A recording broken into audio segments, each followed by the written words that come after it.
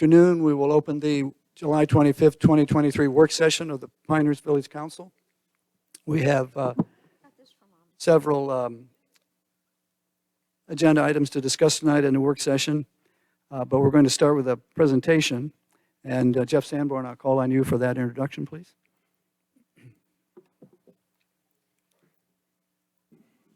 Yep. Mm-hmm. Your microphone, Jeff, is it on? Your microphone. Thank you. Try this again. We've got a proposal for your consideration on potential adaptive reuse of some of the facilities at the harness track. From what I understand, this is just kind of in an initial concept engagement phase, so they're not, representatives here aren't asking you to make any specific decisions, but just trying to gauge your interest in moving forward in some type of a cooperative arrangement along the lines of what they're proposing. So I think Mark's going to make some introductory remarks. Jeff did a pretty good job of it right there, but it's essentially, as Jeff mentioned, with us tonight, we've got Brian Dolhide, Kathleen Rose with Rose Associates, and I met her colleague out in the lobby, but I apologize, I forgot you, Karen, with Rose Associates. So Brian reached out to me, I don't know how many months ago now, with an initial interest in the track restaurant. Actually, I think he was looking for a place to bring his RV because he's moving to the area. And then that morphed into a conversation about the restaurant and his interest in potentially taking over the lease and operating that business. So over the last few months, we've had a lot of discussions about the future of the harness track and his interest in the restaurant and a vision to possibly expand opportunities down there. So that's what they're here tonight, is to go through that concept plan and try to get some feedback from you on how you feel about that. And with that, I'll turn it over to Brian. Thank you very much, Mark. Thank you. Thanks so much. Yeah, I probably could sit, right? Is that okay, If Mayor? you feel more comfortable standing, there is a podium right behind you, and that microphone works as well. But you're Oh, this is speaking to the perfect, desk. Mayor. Thank you very, very That's much. good. That's good. Remember being on the hot seat in grade school. We're really blessed to be here. Thank you very much, Mayor and Councilman. Thank you very much. And I'm really sorry about the loss of, your Councilwoman, Jane Hogman. I'm really sorry about that. But I will stand, because it does make it easier for me. Yeah, as Mark was kind enough to mention, I did come down, and I have been coming down because I am an empty nester from Chicago, actually. My family grew up in a town just like, not just like Pinehurst, but the same population. We have 17,000 people from our little suburb called Hinsdale, Illinois. And Hinsdale's a cute town, beautiful town, just like, I don't want to say just like yours because yours is so special, but ours is too. I was on the Historic Preservation Commission for many, many years and really wanted to give to my community. However, now that the kids are gone and it's time to move on, right, from our town and to come down to a beautiful golf area. So make a long story short, the reason why I'm here is I had the chance to talk to Mark. I was in front of the Pinehurst restaurant. I found the most beautiful gem in the world when I came to the harness track with 112 acres or 111 acres. I grew up with 3 horses out in the suburbs of Chicago and had an affinity to horses, and when I came there, I was just very comfortable. But who I am, so I have 3 points that I wanted to bring up. The pastor at our parish always starts his sermon off with, I have 3 points, and he goes through his 3 points. So I'm going to duplicate that. Who I am will be number 1. 2 is why am I here? Why are we here? And then 3, the plan. And I'm going to turn the plan over to Kathleen and to Karen, who are close associates from the Counselors of Real Estate and Rose Associates. And I met Kathleen a number of years ago when we were at a council meeting down in Florida. And since then, I've just had an affiliation to work with Kathleen. But who am I? I'm a real estate developer out of Chicago. I've processed north of $100 million worth of my own real estate, and I've had the opportunity to advise and guide nonprofit owners on north of $500 million of their real estate around the country. But when I came here for the reason because I found this beautiful gem, as I mentioned and started out. But in Chicago, my background was historic preservation and adaptive reuse. My first project was, and most notable project, was the Marshall Fields building in Evanston, Illinois, where I took that 1929 building with my partner and converted it into a first-class retail and residential housing above. It was just a beautiful building. And ever since then, I've had an affinity to do redevelopments and to find the gem and to preserve that history and to bring it out to its best potential. So when I went to the harness track, 112 acres right in the center of your town, I was just astonished. And then to see it right next to a golf course where I could convince my son to come down here, who's a golf coach from Texas A&M, this I know, I'll get him here. So, I mean, you can't find a better golf community in the world. So why am I here? I'm here because I met with the restaurant owners after Mark was kind enough to tell me a little bit about the gem. And I met with Tracy and her brother Glenn, and I've had a number of meetings to the point where we even have an agreement based on acknowledgement with the city or the village and approval to move forward. And that agreement is to, after the US Open next year, to hopefully, with your permission, to take over the lease and really create an expanded venue slowly with the restaurant, where we would expand into lunch and then expand into dinner, but again, slowly, not overnight, but adaptively reuse that building and bring out its highest qualities, right? If it's 100 years old, even though it's a block building, there's so much we can do to it. And really, it's not for the building's sake, it's for the community's sake. It's for bringing a new vibe, if you will, or an added vibe to that beautiful stretch of 5 buildings. And after I first started talking to Tracy and we had an agreement to purchase the restaurant, I then had to call Mark, and I said, Mark, I really, really, really want to move forward with the restaurant, but we can't just work on just one project. And to be honest with you, the restaurant would be so much more successful if there was a venue, you know, of an extended venue, where we could possibly maybe work with, you know, the building next door. Maybe potentially we could convince a Sadler to consider expanding or renovating or expanding their venue, if you will. So then I started entertaining discussions with Wayne and Janet to the point where we talk weekly. And it's interesting because I know the heritage, I know the legacy, and I know the mission of the Sadler. I know how to preserve that image and how important that is to the overall track. And so I look at the same with the restaurant. You know, so the thought here is to really turn the plan over to Kathleen and to Karen and to get your input on our idea. But the idea is this, is that we get an extension to the lease for the restaurant so Revere, my company, could invest money into the building and into the services and into the expansion of the restaurant so we could then potentially expand the venue even further, maybe to the other buildings that are on the campus in a controlled manner, following the lead of the council members and listening to you, but bringing in experts. You know, when I heard Kathleen speak, she spoke my language of what we can do when we do adaptive reuses. In this particular case, you have 4 or 5 buildings on a very small tract of land.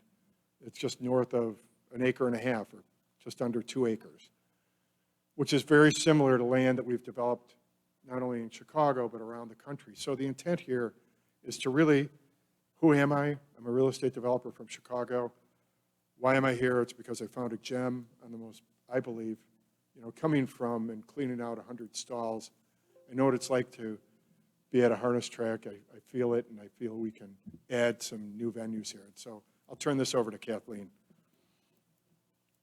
Thanks, Kathleen. I'll stay seated. Good evening, Mayor and Council And members. Kathleen, could you just draw the microphone a little bit closer to you and then speak from there? Thank you. Yep, Go is right that ahead. better? Can you hear me now? Thank you. My name is Kathleen Rose. Our firm is Rose and Associates. We're based in Davidson, North Carolina, which you may have heard of. It's a small little college town north of Charlotte in the Lake Norman region. We've been in the Carolinas for over 20 years. We just celebrated our 30th anniversary.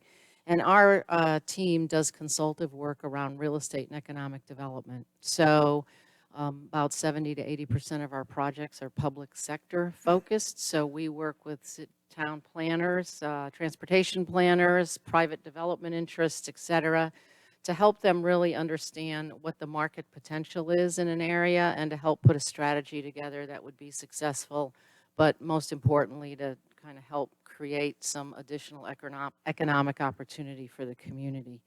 So that's the work that we do. As Brian mentioned, I met him several years ago, and when he called me to say, gee, I think I'm going to go to Pinehurst so that my son, the golf coach, and my daughter, who's we have to mention your daughter because she's a professional tennis player that just finished the quarterfinals at Wimbledon. So he figured, well, I got to go to Pinehurst. Tell me about this place and what should I do here and should I invest? And if I do, will you come help me figure it out since you've been in North Carolina for 20 years and we've worked in several towns and cities around the Carolinas. So enough about me. Karen Bentley joins me. She comes from a health management background, but largely in economic development, and acted as a county commissioner once upon a time and understands the issues of economic development, tourism, and healthy communities. So with that, we took a look for Brian at kind of the big picture, if you will, and looked at the importance of the track, and particularly the Fair Barn.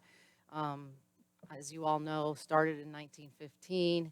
Was put on the National Historic Register in '92 when the village purchased it, and that solidified the importance of that property and those buildings. Obviously, the Fair Barn renovation has been a beautiful asset, and our thought was, why can't we just continue to carry that on down the road on that same side of the road with a limited number of buildings surrounding the restaurant and the Saddler and leave it to that? It provided some opportunities because in looking at it, currently, as you all know, this is a property that's managed and will be managed by the village, the barns and the stables. The Fair Barn is a beautiful asset, but it kind of sits in isolation. So the thought would be to expand that to create, if you will, a second place. You know, the first place is obviously the village, the main village, and the resort, and Pinehurst Resort. But there's a long history of equine industry in the harness track in this community. So we took a look at that, and in having some conversations with Mark, understood that while the track is very successful, it's not being utilized to its maximum potential. It's about 70% occupied. Some of those barns adjacent to the Saddler and the restaurant on either side are empty or not fully utilized. So we thought, well, if we could take a look at that whole side and create this, as we call it, the second place. So when folks are coming to the resort or spending the weekend, if there's somebody interested in a second place, they could perhaps come to the harness track and give it more of the prominence that it deserves. And we started to do some work around that because I'm somewhat familiar with the equine industry as well. I never cleaned out stalls, Brian, but have worked with Sharon Decker, who is the individual largely responsible for creating Tryon in the equestrian events over there. And so we feel that there's some potential to, again, really take a look at making the harness track in the equine industry, you know, an additional opportunity for you all. Obviously, you all know about your rankings and your notoriety as the home of American golf, but we just feel that the harness track history and legacy is understated in the community. And that's, and it being an underutilized asset, that's an economic development opportunity. Because by bringing more businesses and activities there through Brian's investment of the renovation of the buildings, you could create additional job opportunities, tax revenue, and active economic activity supporting what you already have in the community. The equine industry is quite large, frankly, and in the proposal that we presented, I gave more detail on this. I won't go into all of that, but we really feel that it's an expanded opportunity for tourism, a second destination, again, additional tax revenue, retail, horse-focused food and beverage options. So to point out just these two buildings, Brian's vision is to really expand and bring to really put a shine on the Pinehurst Track Restaurant, which has just got a great history.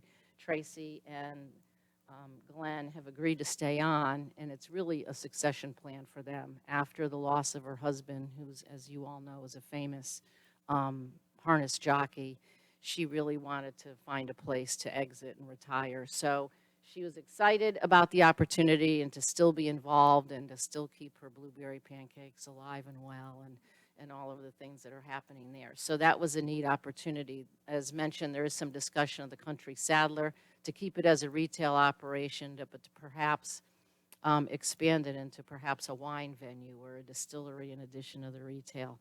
And the architecture, even though if you were to agree to go forward with the assumptions of the leases, we would match what is found at the Fair Barn, so that you would know when you're on that side of the road with the color and the vernacular of the Fair Barn, you were in the area that was public facing, and then the barns on the other side of the track would remain their white color, and you'd know that was harness track operations, which would continue.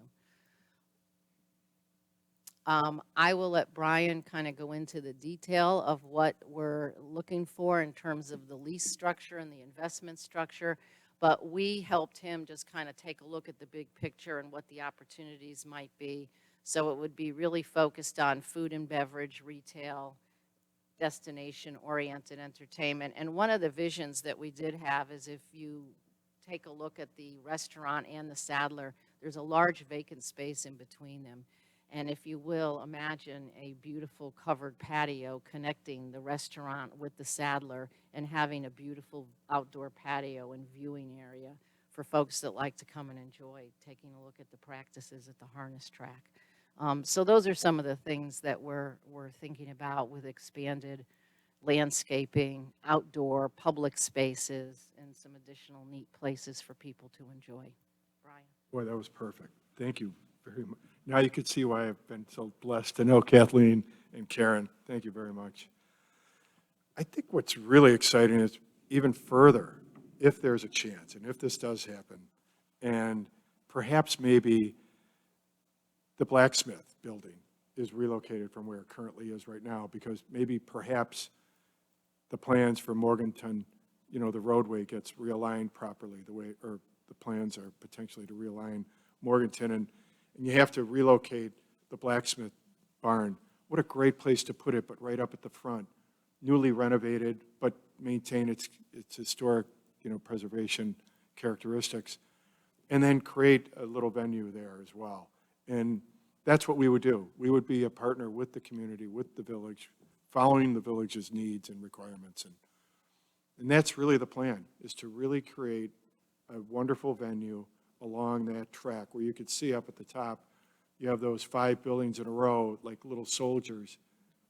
But once you create a roadway,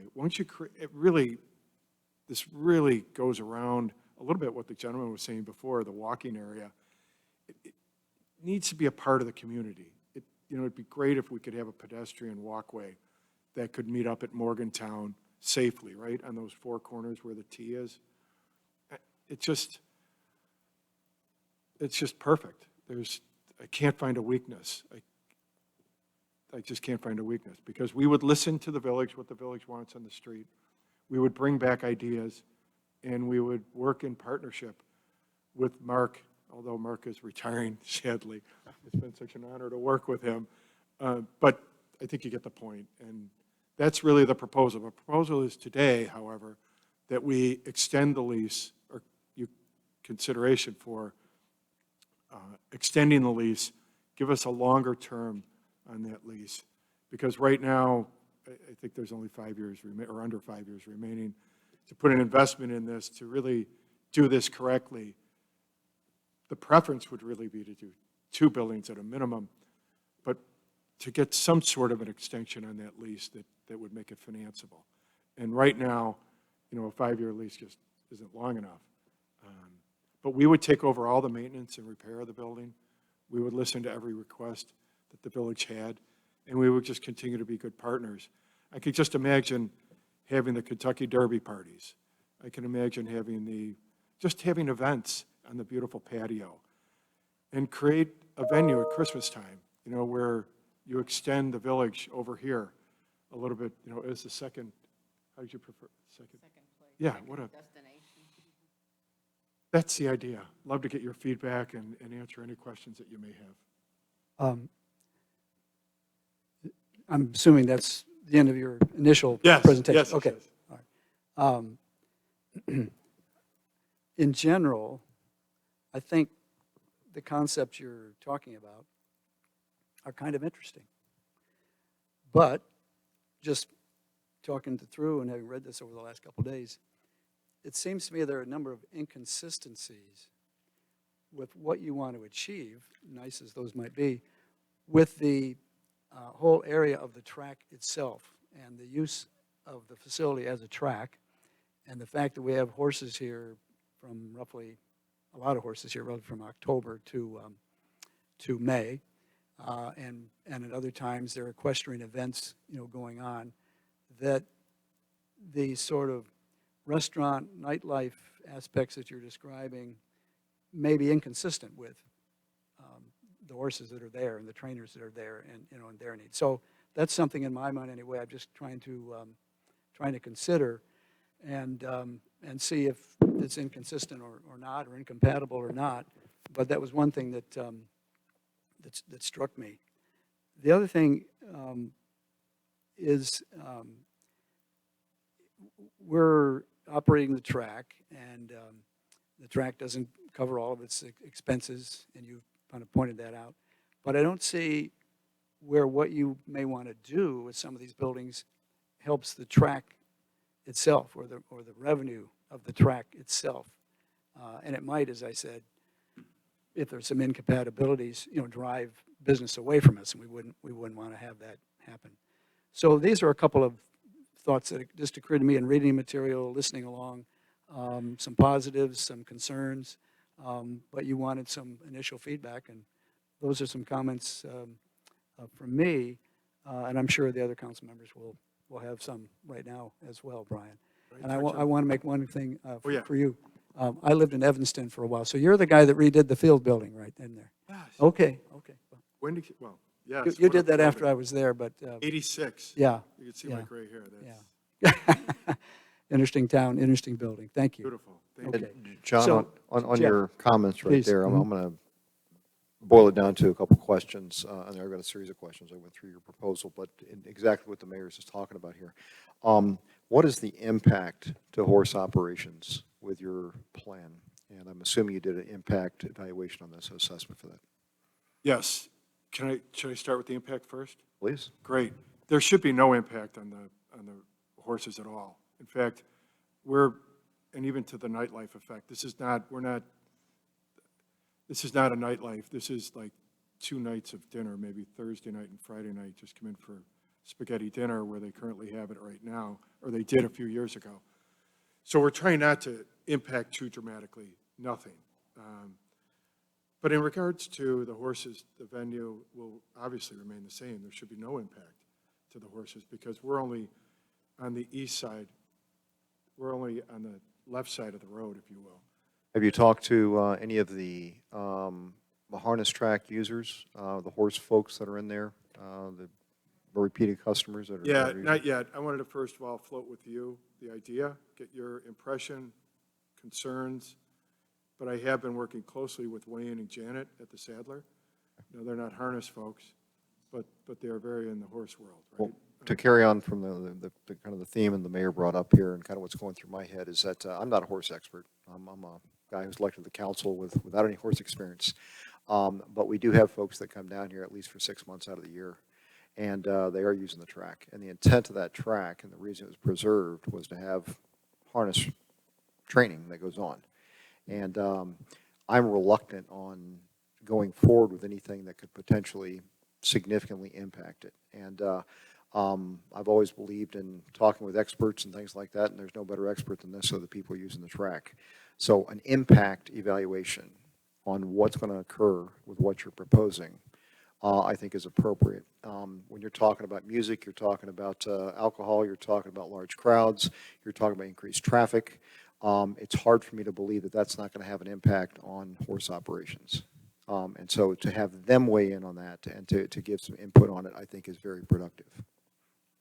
Just if I may, what we're looking at is something to help be supportive of the people that are at the harness track for those periods of the year. And it's not just the jockeys and the trainers, but their families, et cetera. So again, if you use Tryon as an example, they're, what they built around that with some of the restaurants and things really kind of helps support and bring more people to appreciate what they're doing at the harness track and give them more exposure to what they're doing and what's happening in the equine industry.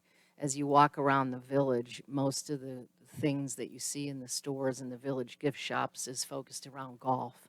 This would be focused around horses and the equine industry with the Saddler. And they're small venues, so this is not hundreds of thousands of people. It is not really a nighttime focused entertainment venue. It's more about continuing the legacy of the restaurant and the Saddler, but expanding them to give them more importance and exposure so more people will come to visit them. And the Fair Barn will get some more benefit as well from the different meetings and events that are happening at the Fair Barn. So if people are at meetings at the Fair Barn and they have a break for lunch, if they don't want to have to go deal with finding a parking place and getting something to eat, they can just walk down the street. Or if they want to go for shopping during a break or go roam around, et cetera. So it's really more to support the existing operations at the track and to help support and create more attraction for the Fair Barn and what goes on there, because I know they're trying to expand different meetings and that sort of thing. So just want to clarify that the intent is not to create a nightlife kind of a place, but more of a supplement and a support for the You hear what you're saying. I've read through your proposal 3 or 4 times here and addressing certain questions. And one of the things that I did notice in your proposal, what it was very focused on expanding the Saddler, focused on expanding the track restaurant, redoing a couple different barns for commercial use, which we're going to ask a question about that in the future. But there was nothing in there talking about horse operations.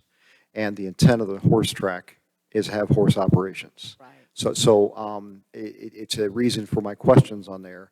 And I'll tell you from my perspective, if we're not talking to the experts who come down and utilize our horse track on a regular basis, I'm very reluctant on moving forward because I want to hear what they have to say, okay? Other questions for you. You talk about the 2 different barns. The barn, excuse my glasses here, barn 2, basically revamping that and offering commercial uses. Please define commercial uses for me. Well, that's a really good question. And it really rests with what's best for the village, what's best for, what do you feel? I mean, a commercial use would be anything that would be, in that particular statement, anything that's a soft use. Nothing that would be, maybe, it could be anything. It could be a conference room. It could be conference space that would complement the Fair Barn. It could be small offices in this, converting the stables into little small temporary offices. It could be anything that the village felt would be compatible with the Fair Barn and with, and well stated, Councilman, understanding what horse operations, how they feel. We don't want to impact them negatively. So whatever use would go in that building would have to be approved by you, and it would be a use that would be compatible with the village, So we would have approval on that for what goes in there. for sure. Okay. Building 3, didn't really Same explain thing. that either, same thing? Same thing, Commercial uses? yeah. We're talking about alcohol also on there in the different venues with the Saddler. Basically, it looks like changing the Saddler to a winery. Possibly, Retail winery? yeah, that's the intent, that's a strategy, to make it a beautiful, yes, to renovate that building and make it a beautiful winery, combining the Sadler's items that they're currently selling right now, a portion of them will remain. It will be an equine winery, Okay. if you allow that. All right, and then the other, which I guess is the bigger proposal you're talking about, it's a Pioneers Track restaurant, just starting to offer alcohol there also to increase the revenues and use that for more than just breakfast and lunch, but going into a dinner time frame. Yeah, I mean, right now, look, we're really focused on, the breakfast is so successful there. We don't want to hurt the breakfast. We want to slowly expand into the lunch, which it has been. open until 3 o'clock. And at times, it was open twice a week, for evening meals. So we would like to slowly expand that, yes. But sooner rather than later, we'd like to update the facade, not update the facade, but update the building, especially the operation of the building. Right now, there isn't a walk-in cooler. There isn't a walk-in freezer. It really needs that, Councilman, to provide good, healthy service. And I believe that we can do that by preparing a beautiful prep room and having that beautiful expanded area to the south between this building and the Sadler. And that's why combining it with the use at the Sadler would make so much sense.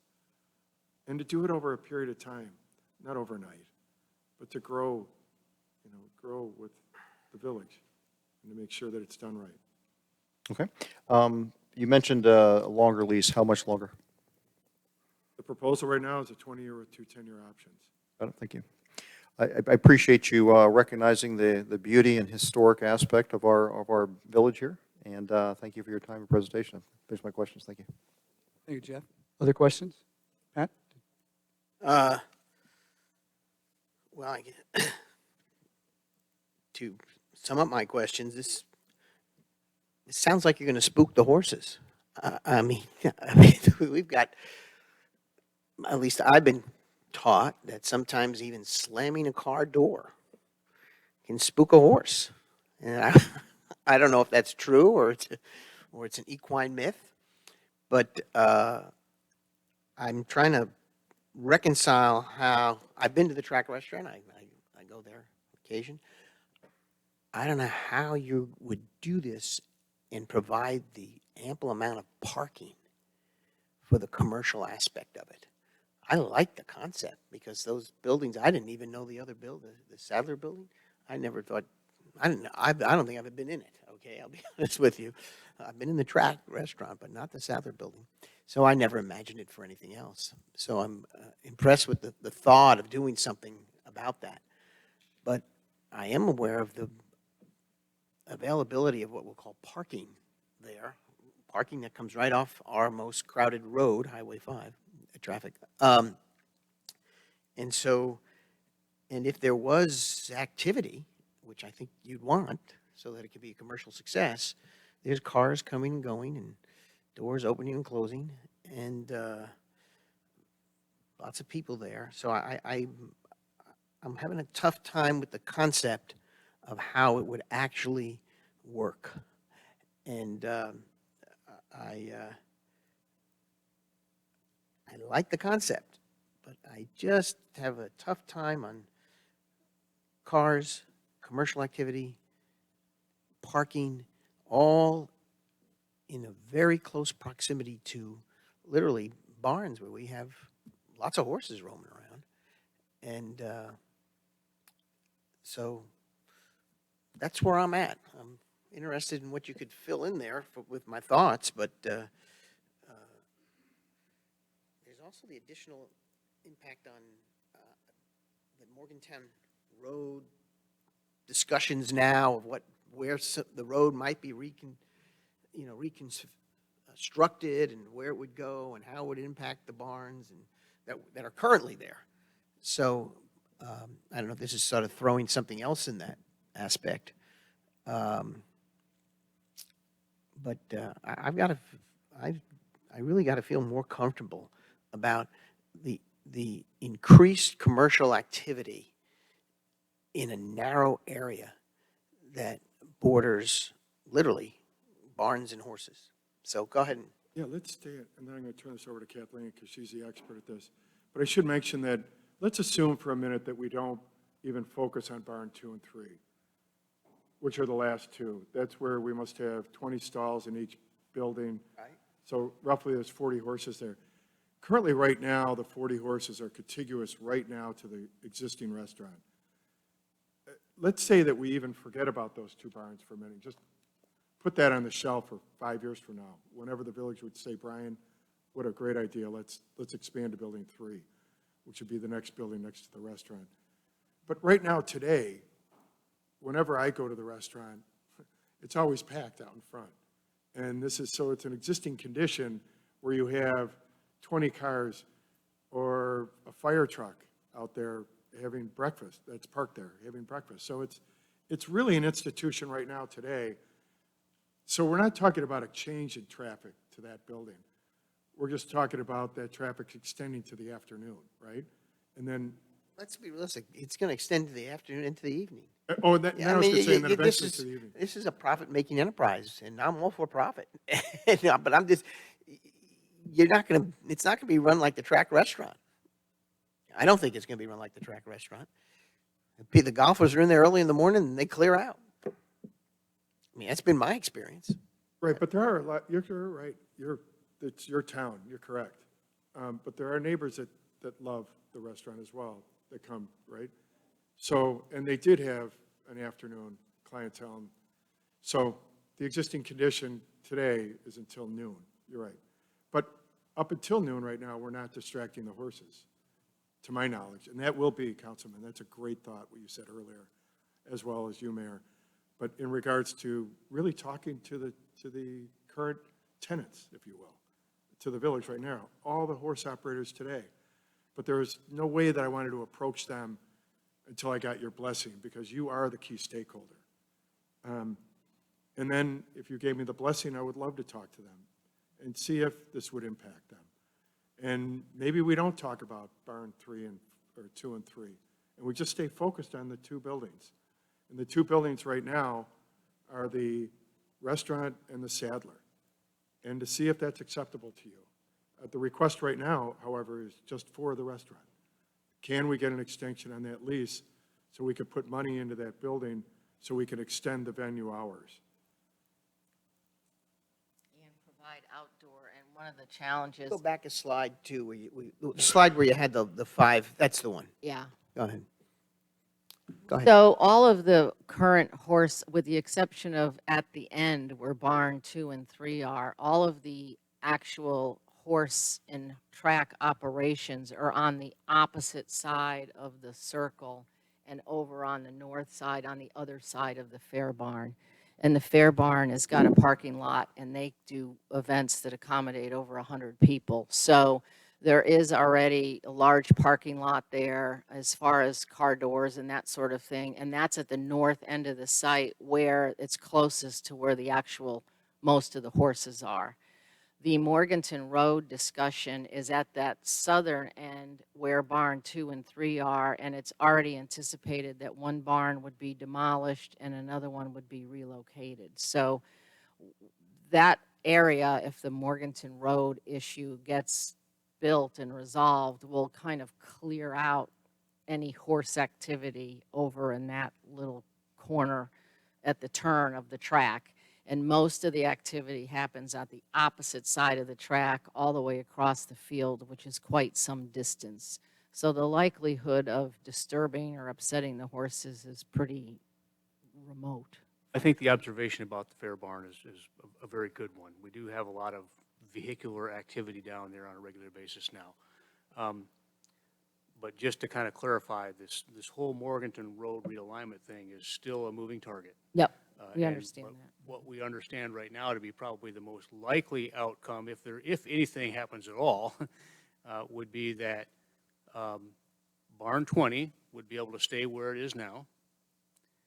Barn 1 would be demolished and rebuilt very close to where it currently sits, but in a slightly shifted position and turned a little bit. So I just wanted to make sure you understood Sure, that, yeah. that potential outcome. But I think, I think that, going back to my original point, the fact that we have the fair barn there already generating all of that vehicular traffic and the car doors opening and slamming, parking lots butted right up against the track where horses are regularly training, he suggests that the vehicular traffic is probably not a big concern.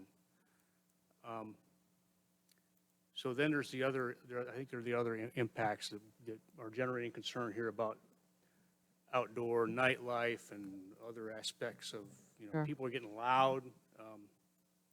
And so, tourists can sometimes get loud, and I think we do have to be cognizant of that, and I think it would be very helpful if you can talk to the the Drivers and Training Club about what their perceptions are. They may have experience from other training facilities that's very enlightening.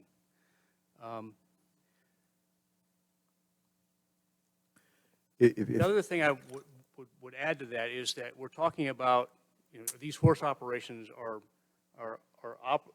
take place in the short daytime periods of the year, and which means they typically wrap up fairly early in the evening. And so if you're having nightlife there, or if you're having people having dinner on a patio, for example, that's not a period of time when we're going to have horses on the track actively training out there. The horses will be buttoned up in their stalls for the night. So just some perspective.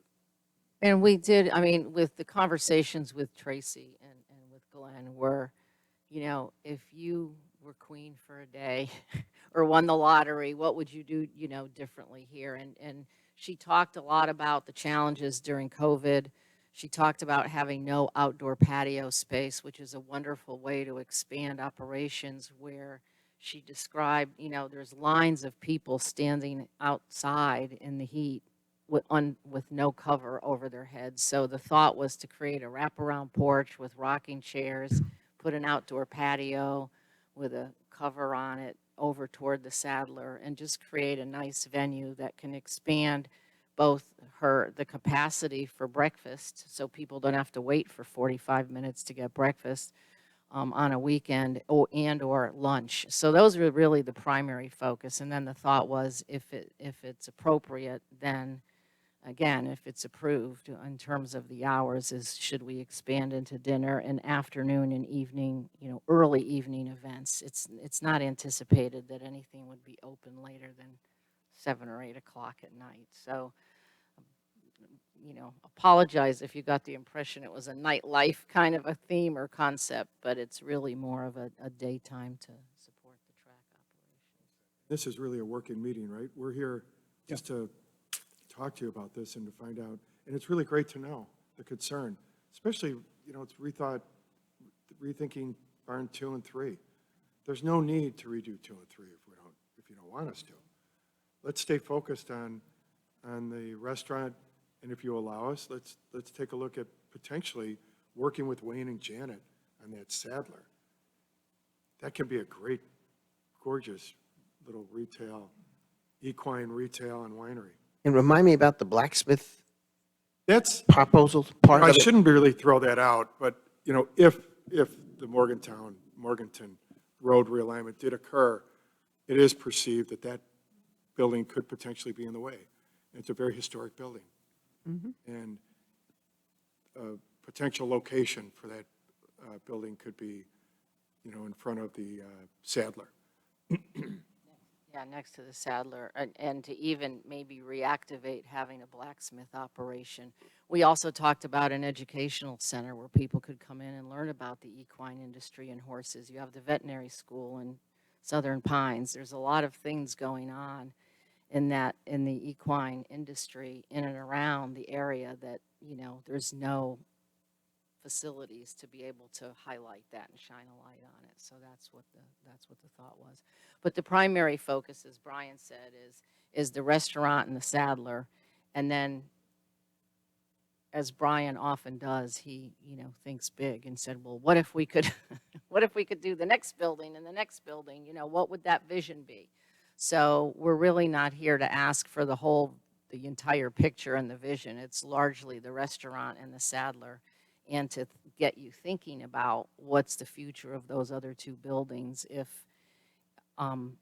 equine operations don't need to happen in those 2 buildings in light of the Morganton Road improvement. So that was just to look at what are some other options, because at that point, if Morganton Road happens, they would be very much separated from the rest of the horse operations and the track operations, which largely are on the north end on the other side of the Fair Barn and on the back side of the track on the far end from what you see. And I was trying to find the picture here. Yeah, you can see it here. So all the other operations are over on the far side of that field. And the buildings line up with the Fair Barn on the other end. Go back to the other picture you had. because I understand what you're saying on the other side of the track. But the second picture of the slide that you had previously showing, you showed the horse track restaurant. In the middle of it, you showed the fair barn. At the top part of the picture and the bottom part of the picture, you start getting into the barns.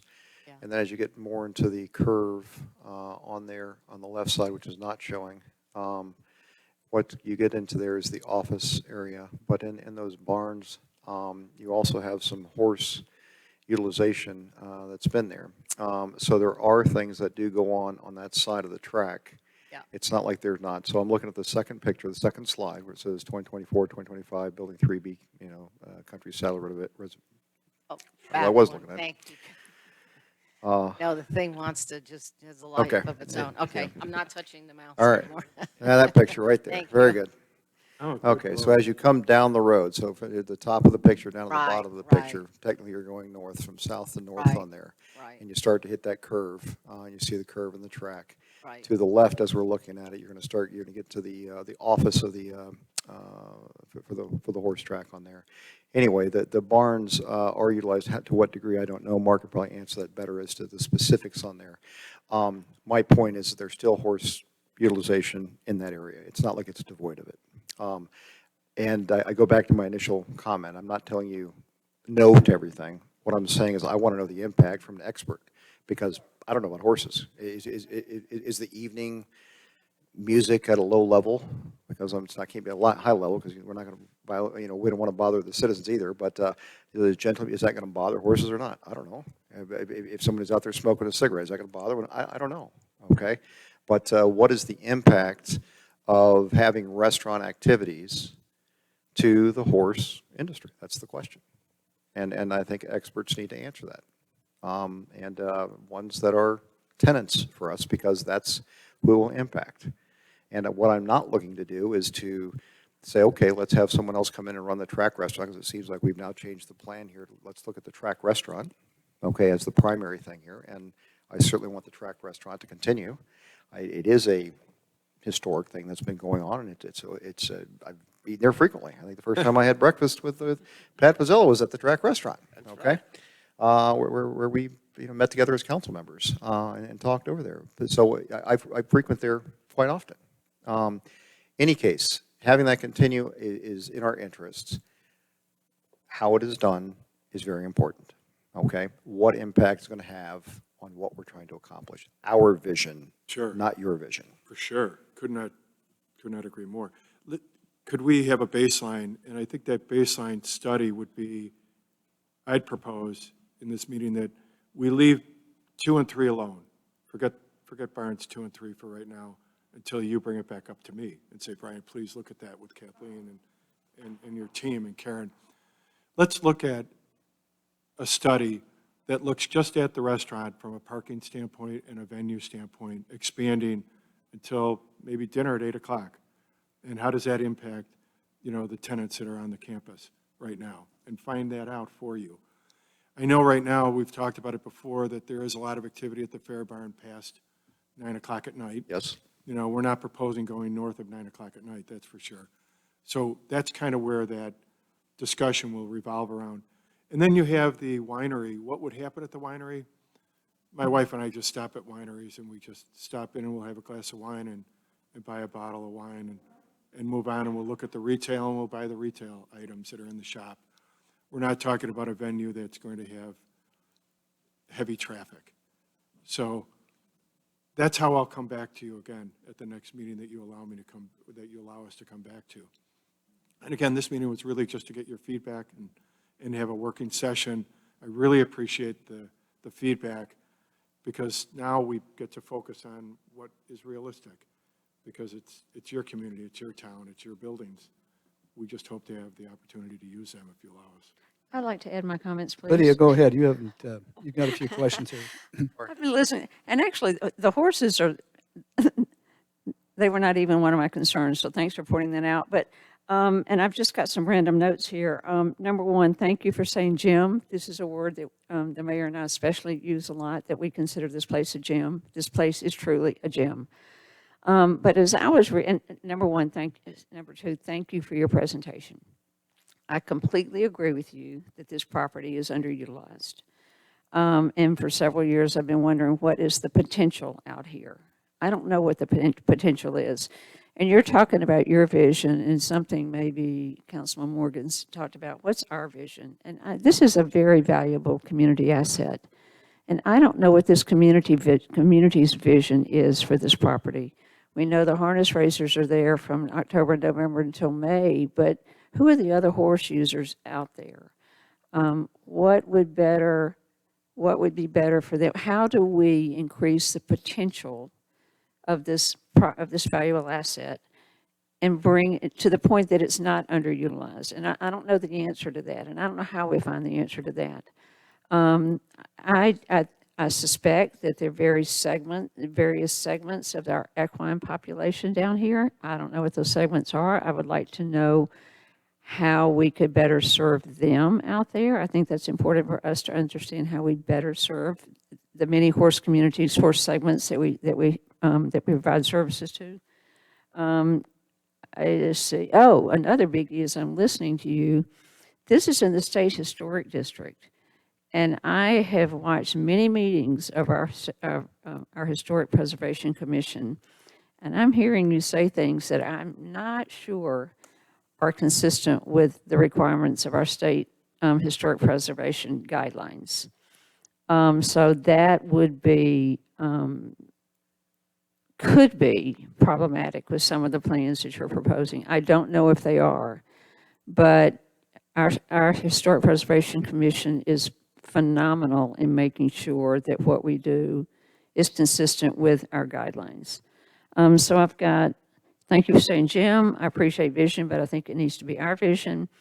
I believe that there's a whole lot more potential out there for the entire facility, but I don't know how we recognize that potential and tap into that potential. And then I guess my last thing was, is what you're proposing really consistent with our historic preservation guidelines? I think that covered it all. Thank you very much. As a historic preservation council member in my town, which was Hinsdale, I could not agree with you more. And the intent here is not to make any changes that would distract or impact the asset under any circumstance. So we would follow all statutes, Councilwoman. Okay. Given that Mark has the relationship with the existing tenants, with the horse, the track folks, my suggestion and proposal would be that, kind of commensurate with a lease extension, we would create a survey of sorts of, kind of pointing out that there's some discussion about renovation and potential expansion of the restaurant and the Saddler, and what would they like to see what would help and support them, what services or, uses, and would this be, to your point, a distraction, an issue? I guess to your point about talking to them, we can talk to them, but we can also create a formal kind of survey, if you will, and let that be presented to each of the tenants. Is Mark behind us? Yeah. Mark's right So there, is yeah. that something you could send to them and just get some feedback on that? Because it's a valid point. We want to get the input of the neighbors before we do something and see, what their thoughts are on it. Well, you've got tenants, but you also have other users. I don't even know who all the users, once the harness people go away in May, who uses that track?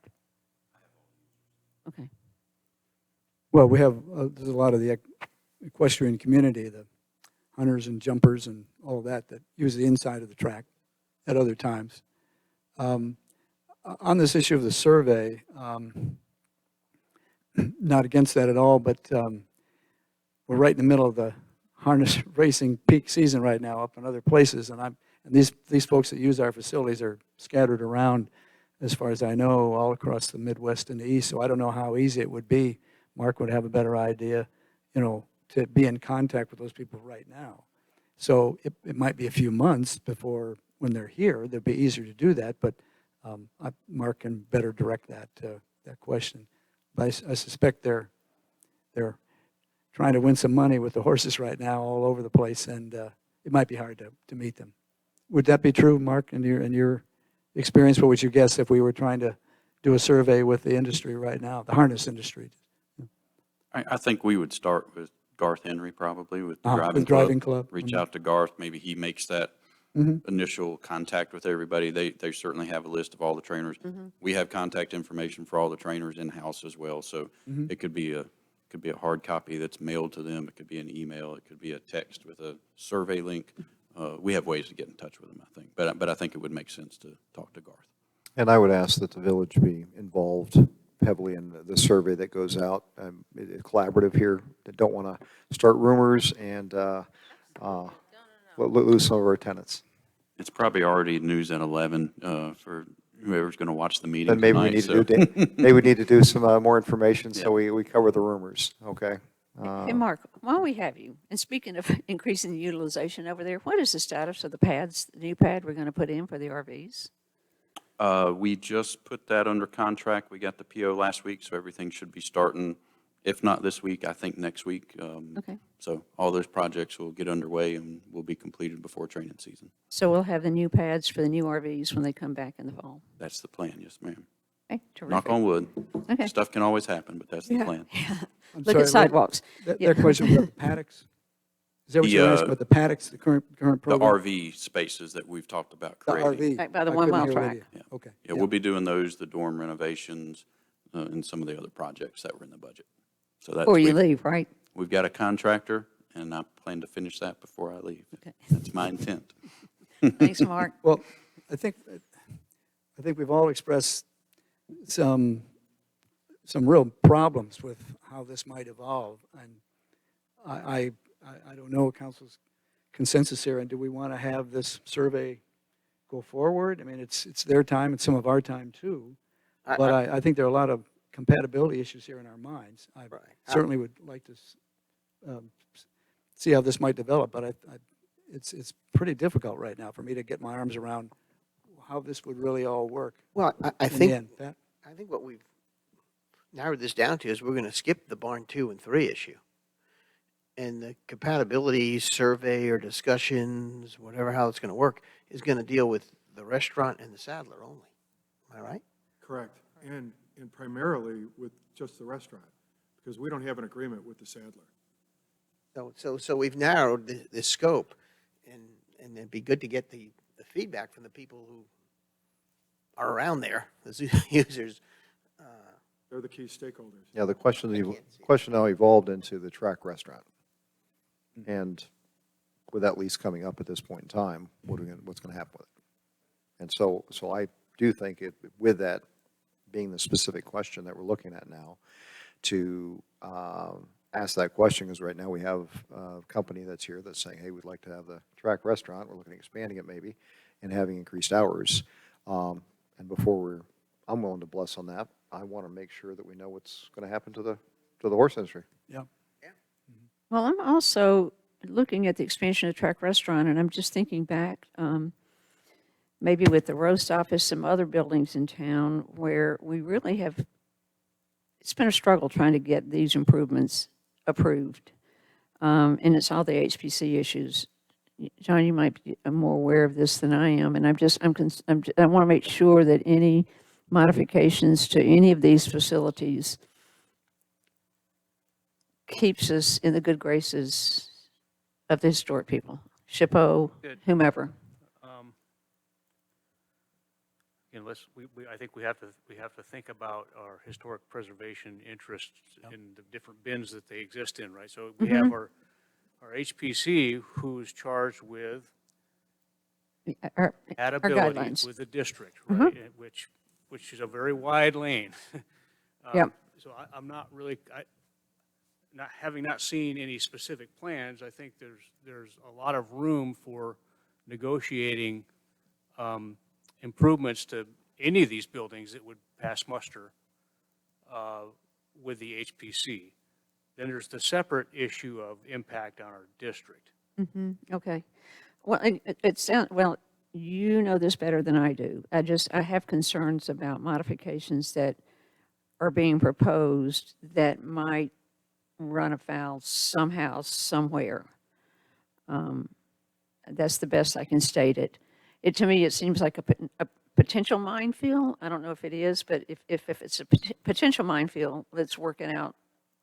My understanding in working with both SHPO and the Park Service is that they applaud adaptive reuse, Okay. particularly when adaptive reuse preserves the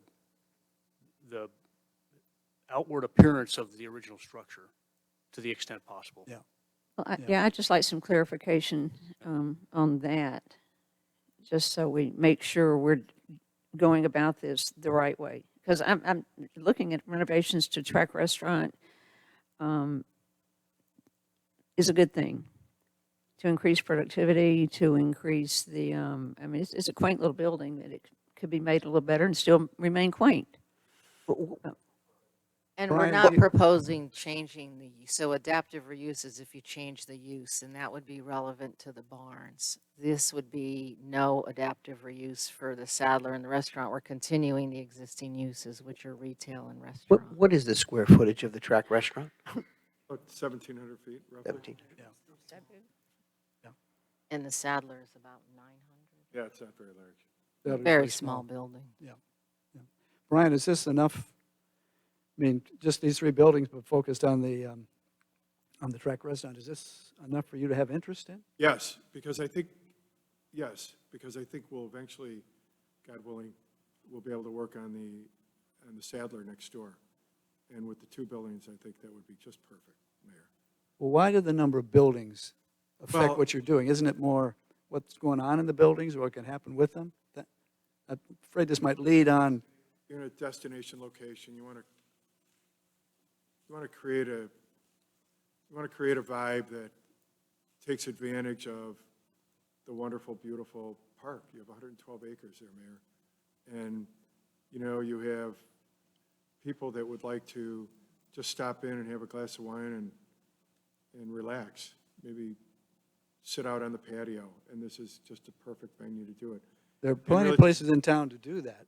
Pardon? There are plenty of places in the village to do that, include not only just in the core village, but in other places where we have restaurants, and of course, Southern Pines and Ebony. Why would, Yeah, I'm not catching the Yeah, vision yeah. here of that this is a winery and a restaurant, and people are going to come across the railroad track to enjoy that.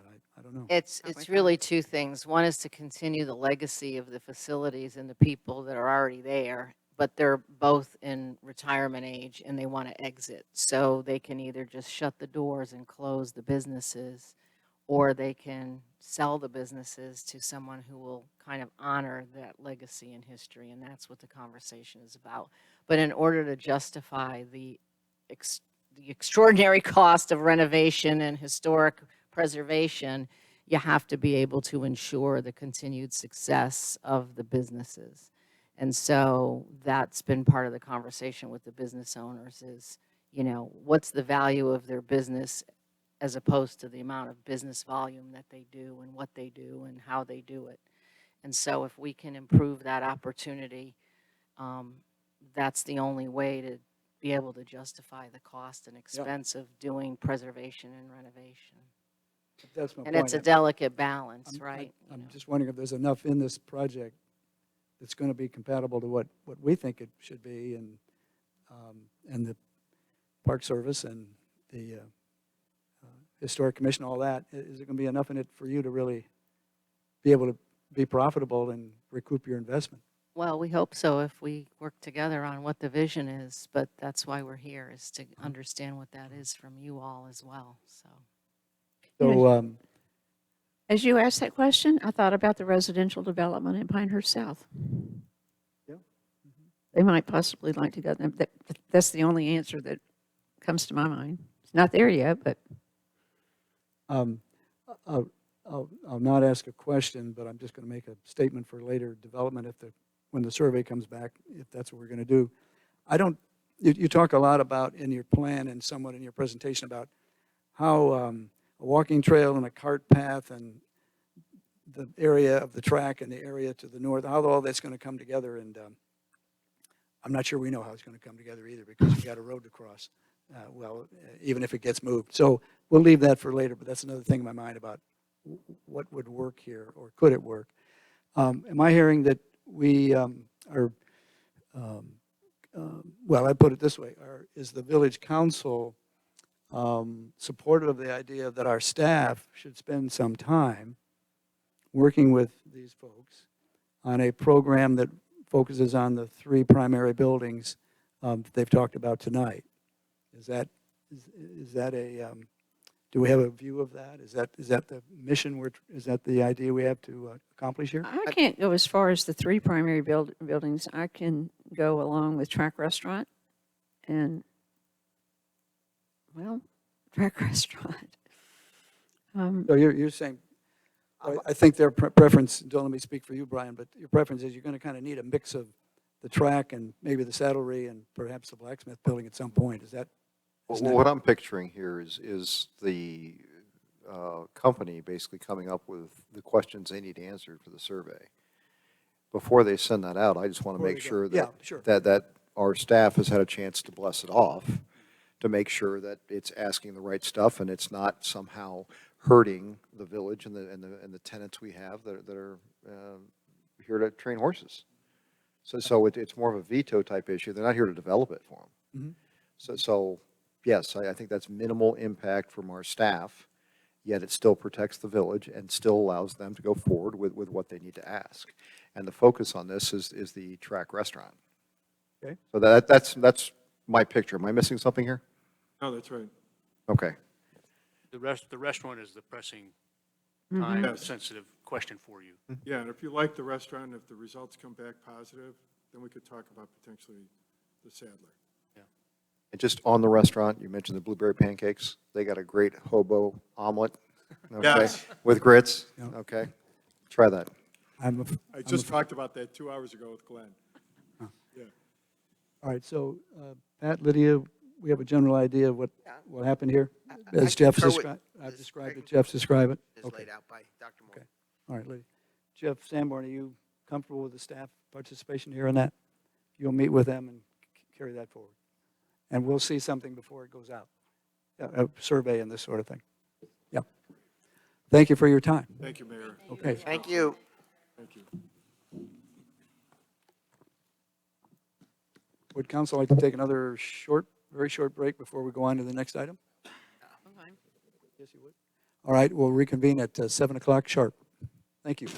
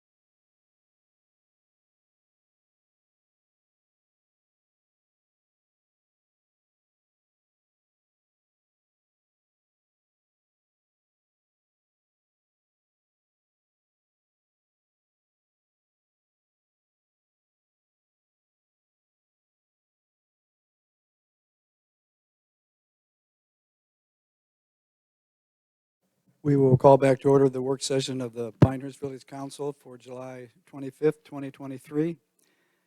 I believe we're on agenda item number 3 for the work session.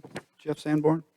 Yeah. And will you proceed with that, please? All right, so this is, this one's kind of catching all of us a little bit flat-footed. Yes. But I think all of you are aware that a few days ago, we were notified that the County Board of Commissioners had adopted this resolution, basically asking our local delegation to support efforts to work on legislation to increase the interbasin transfer limits that are currently in place. And I think they had been kind of banking on some language that was in, it's on, can you scroll down there, Kelly? Yeah. In the statutes, right? Senate Bill 673. I wasn't aware of that language. I wasn't tracking that bill. But that language was that they had been, that the county had been keeping close tabs on, was removed from the version of 673 that passed the Senate and the House. So now they're kind of wondering how to best plan for future water and sewer provisioning in anticipation for all this growth that we've been hearing so much about that's potentially coming to Moore County over the next 25 or 30 years. And this really, it ties very closely back to, you remember at the last council meeting that Jane attended, she gave us a lot of good data and information on the conversations that have been taking place at the county level. And it was about how to meet that future demand and how expensive it was going to be. And a lot of the potential expense was associated with this interbasin challenge. Moore County exists basically at the boundary of 3 different river drainage basins. And here in the state of North Carolina, the general statutes place limits on how much water can be moved from one basin to another.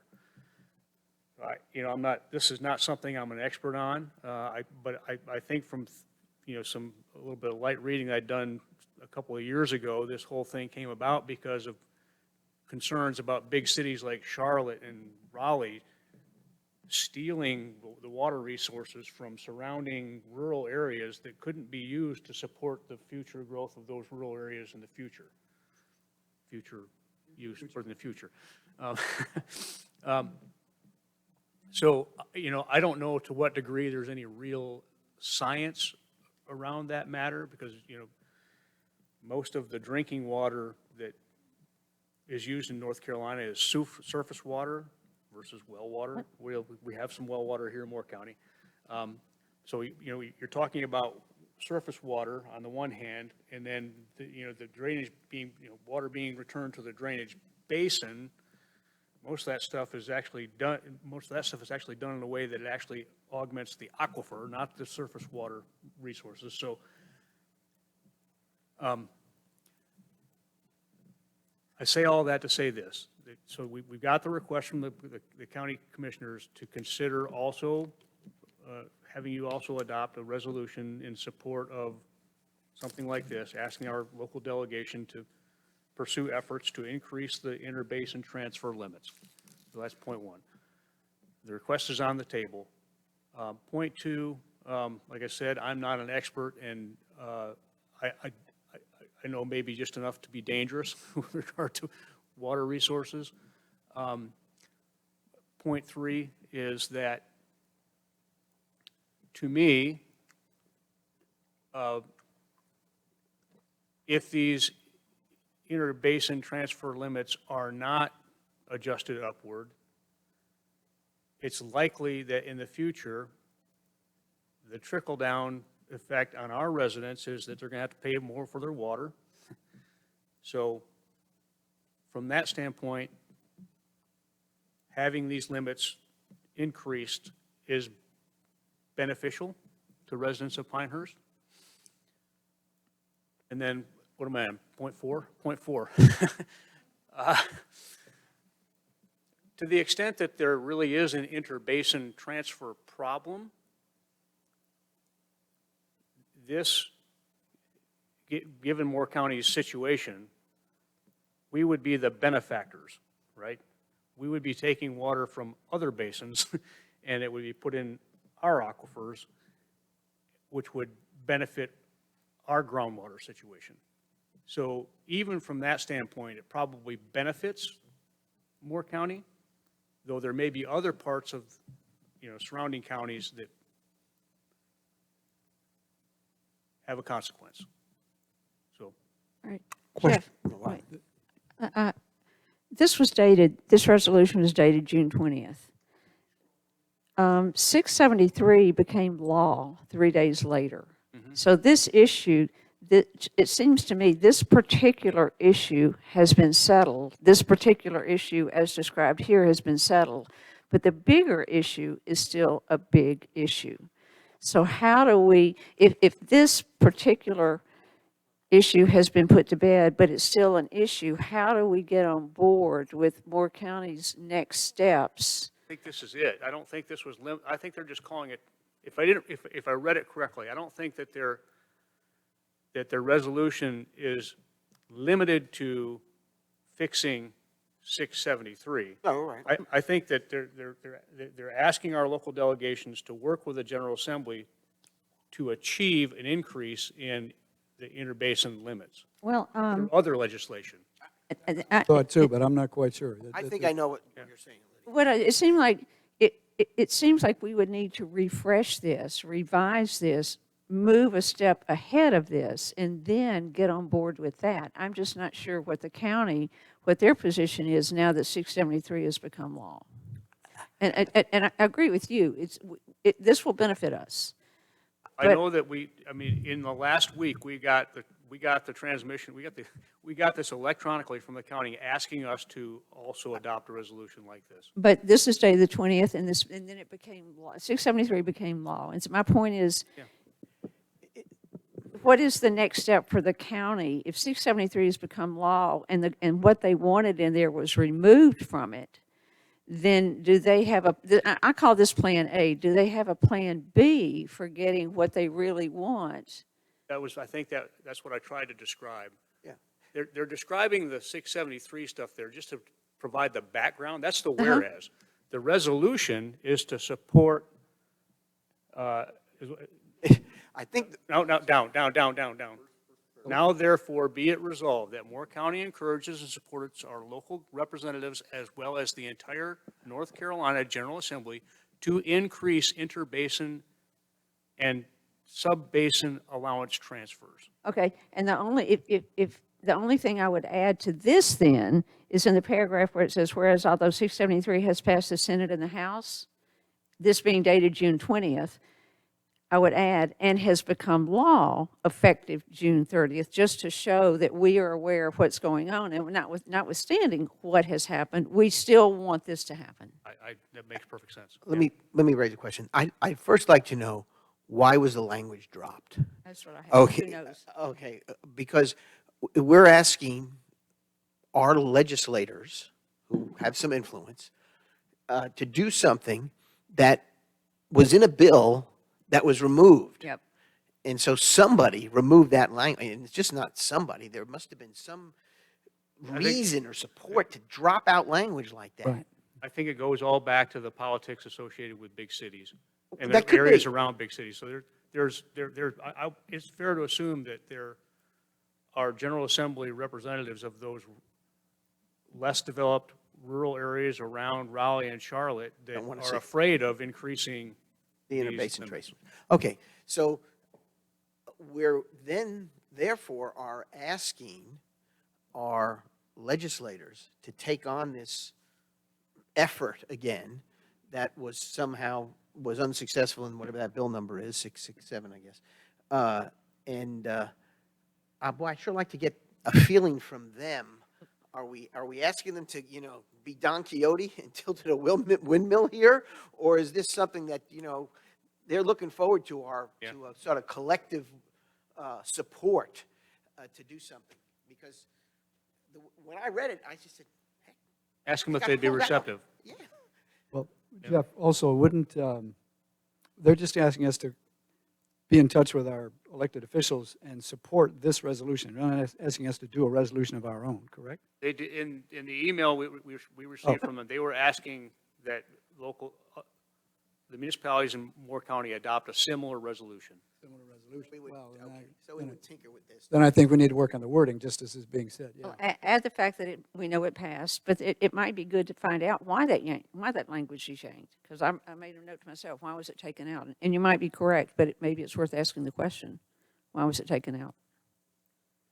And I wonder what committee, I mean, like I say, it could have been, to me, there are two primary reasons to suspect that it came out of the bill.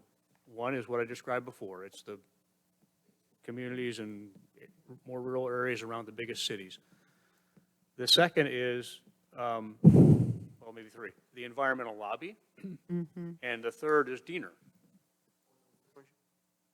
does it make sense to call one of the bill's sponsors and get his or her take on why it was taken out? I'm sorry? Does it make sense to contact one of the bill's sponsors or co-sponsors to get his or her explanation for why that language might have been taken out? Or does it matter? Or our local delegation, they may know. Yeah, I think it's worthwhile talking to our local representatives, talk to Tom and Neil. It's usually the bill sponsors that have their finger on the pulse on the bills they're sponsoring, but.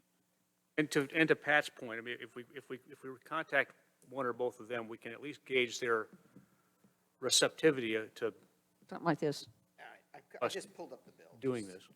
The bill's title is the Wastewater Regulatory Relief Act. So what was dropped out, it was dropped out of a bill that is titled Wastewater Regulatory Relief Act. But it'll tell you which committees, when it went through which Purpose committees. of the bill. I mean, so it wasn't like someone had attached this to the, whatever you call it. It was its the own Fire separate- Department Preservation Act. It was just it was in the right church, different pew, but no county specifically cited. I'm looking at the headings here. So, like, it doesn't tell me, this doesn't say who dropped who. But, yeah, I'd just be curious to find out that answer. I mean, if it's in our interest to do this, well, that says to me we probably ought to do it, but I sure would like to be sure that we're not sending people into a battle on something that Is that the next step then? Sorry? Is that the next step? Yeah. Get an explanation for the why it was, get an explanation for the why that language was dropped from the bill. McGinnis, Yeah. Yeah. hey, what happened? Tom and/or Neil, find out what their perceptions are. I'll work with you on that. And depending on their answer, find out whether or not they'd be receptive to us. Yeah. John, you have that? You said you're going to contact them? Well, I'll work with Jeff on that, yeah, to contact Tom and Neil, Yeah, yeah. let's get our guidance from them on this. I mean, Yeah. they may have some real insight and say, we're working on it. Don't- It is curious. A lot of curious things happen in bills as they're being discussed and passed, as we know. But this was sort of a lot of different things happen all at one time with the well, village, just to the mention, county, and then come to us. in the environmental, I can see where there are other parts about this where people could weigh in. And now, getting a little more understanding on the water issue, I now sort of see where environmentalists are watching how. I think the league might have some background on this too, that we might want to check on. Yeah, yeah. they may. Okay, all right, I'll work on that. All right, so you'll contact them and Yep. find out the next steps. Yep. Okay, let's move on to item number 4. Jeff and John. That's our advisory board stuff. And then we have the council vacancy. I very quickly drafted Yeah. this is a draft policy statement that I thought was in line with what John was asking me to do yesterday, and in line with the conversations that I've had with both John and Jeff about the dialogue that they both had with each other and with Jane previously, and the outcomes of those conversations. So I really limited it to what the purpose of the policy is and the basic outline of the steps that would be required to meet, I think, what has evolved into my understanding of your intent. I got some edits from from Lydia earlier today. Haven't had a chance to make those yet, but I appreciate those. So up for discussion. Right. Now, Jeff issued this summary this morning after he and I talked again yesterday afternoon. And I had been working on a sort of summary document, which is, I feel, where Jane and Jeff Morgan left off on this. And Jeff Morgan and I talked about this a little bit over the past few days. So then I issued that other statement, which sort of, my intention was to just clarify what was the background to some of the points, what were the some information that might answer questions that we had in our minds. But I think that there are a couple of key parts to this here, and that is that the application itself and/or the application process should generate enough information at the staff and chair level when an interview is being taken for a vacancy that would allow the village manager to provide to the council a summary of the person's background and why they think this person is the right choice, which would then allow 2 members of the council at a time to talk with that candidate and come up with their own questions on the spot and ideas, and then decide if this is a candidate that each of us want to support. So the procedure outlined by Jeff is very much in line, I think, Jeff Morgan, with what you and I and Lydia and Jane had discussed before. And the background piece for me is just additional language on that or background to what was being considered. Jeff Morgan, you want to add anything on that, or? I think you covered it. I think it's Okay. accurate on there. And right. I think Jeff's proposed policy falls directly in line with that. I did respond in an email today on a couple things, just because we were already faced with a situation that could be a little different in the sense of Jack Farrell being a chair. Oh. And so when you know someone very well, or you've seen them in action, do you really need to interview them? And so it's important to have a process. Yeah, I think you're, yeah. And so, but even in that process, it's common sense here too, okay? It's no reason to waste people's time. So do we need a different process for someone who is well-known and has already been serving, is going to be in a chair? Or what if we said, do we need a different process for someone who's already on the committee? Because in the Jack Farrell process, he's a member of this committee and he's getting promoted, if that's the right word, or giving another additional assignment, Jeff? So to that point, and Jeff and I had this conversation earlier today too, maybe the best way to deal with that is to add language to this policy that says that it doesn't, that interview or meeting requirement doesn't apply to board chair nominations or reappointments, because in those cases, everybody already knows the person.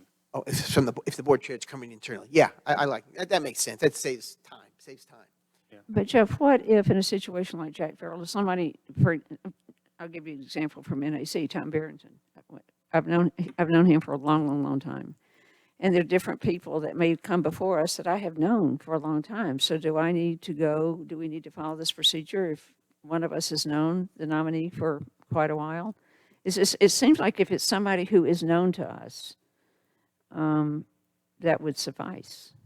This is not the NAC, though. We're not talking about the NAC I know, here, well, are we? that no, came to no. mind because I know Tom couldn't be here tonight. Tom is one of those rare people who will work at the polls for 18 hours a day. But is it necessary for us to go and actually meet this person if it's somebody who's known to us and has been known to us for a while? I think maybe it goes to the heart of Jeff's earlier question today about having a process. I think, having said that, the language that I've included here in the third bullet, if either due to nominee or council member unavailability, this meeting provision cannot fully be completed after a period of 2 weeks, then I'll move forward. I agree with that. So, you know what I'm saying? So if you just say, I'm not available to make that meeting because I already know him, or just say, I'm not available to make that meeting, but you're telling me that because you already know this person, then Yeah, I'm not necessary. I don't need to make the practical meeting. sense, it's, I'm fine with that. Okay. yeah. Can I ask a question of Jeff Morgan on this point? When I read your message earlier, Jeff, I thought your point would be we have a process and we should follow that process. So in a situation like we're talking about now, say with Jack, for example, we would still set up that process to be used, although the council members could choose to meet by phone or not meet, but we should still set that process up and use that. My rather- or- intent on there, just for clarification, is that processes that you have established are how you protect organizations to ensure that you're doing things appropriately, okay? And you follow that process, it's on there. It also brought up the point, though, from common sense. If we know someone very well, why are we wasting our time? So it needs to be a caveat in the process, which Jeff has just addressed, saying, okay, if you're unavailable or if you know the person. The intent is, if you have 2 or more council members that are objecting to this, and they've identified that beforehand, we can avoid the situation we had previously, Right. okay? Right. But establish that as the process. Establish as a process, if you're unavailable, and just like Jeff mentioned, that makes total sense. Okay, so in a situation where a candidate is known and the council members don't necessarily want to meet with them, they achieve that by just not having the meeting, That's right. I'm I not see. available. as opposed to, say, having an option in the document that says if a council person doesn't wish to meet somebody, they just say so. Right. Right, and we have 5 council members, so if in some cases, you might have one council member that knows somebody very well, and they waive off, so then the other 4 Right. can still meet with, so. Right. So this policy allows for that. Yeah. Yes. All right, so, okay, so if the understanding is that the lack of a meeting within 2 weeks means that there is no objection from that particular council member or members, we just proceed and react to what other council members might have said, or if no reaction whatsoever, the village manager proceeds to bring it to the regular meeting for approval. And, Does that work? yeah, It's it okay doesn't with me. even I need just to wanted to be make sure 2 we understood. weeks. I mean, it could be 2 days. If you call somebody and say, we got Billy Bob here, and say, hey, Billy Bob's fine, I know him, he's fine with me. You don't have to wait the 2 weeks. You can just chop it off and, You can do it, yeah. Yeah, you Some, can know, do it. some, you all have lives and you travel too, Yeah. and you're not always in town, and so, yeah. I, Same thing with the applicants. yeah, I would, I saw this in two parts. One is how we are treating council members, and I think I'm in agreement with what's just been discussed, so I think that's good. And I also like the addition to how we treat applicants up top, the idea of notification of them. So that way, as a council member, we don't have to field questions from people we may not know or knew even applied.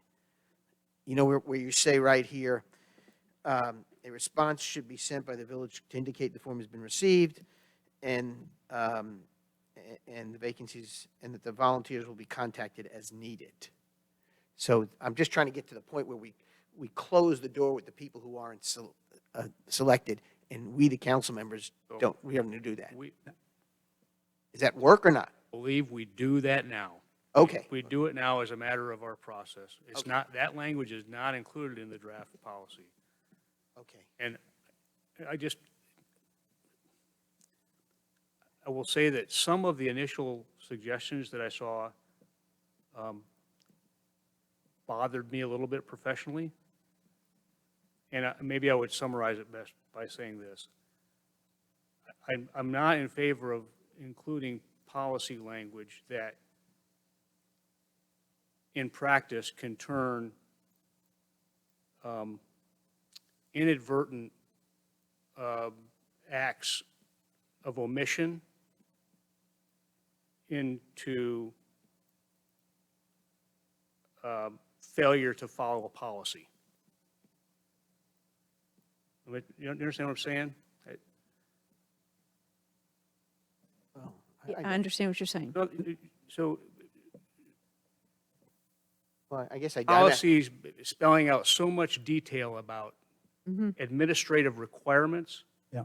Right. that when our staff, who are not perfect and sometimes make mistakes, instead of treating it like a mistake, it winds up being looked like as a violation of policy. Oh, okay. Well, as long as they're following a process like that, I'm fine.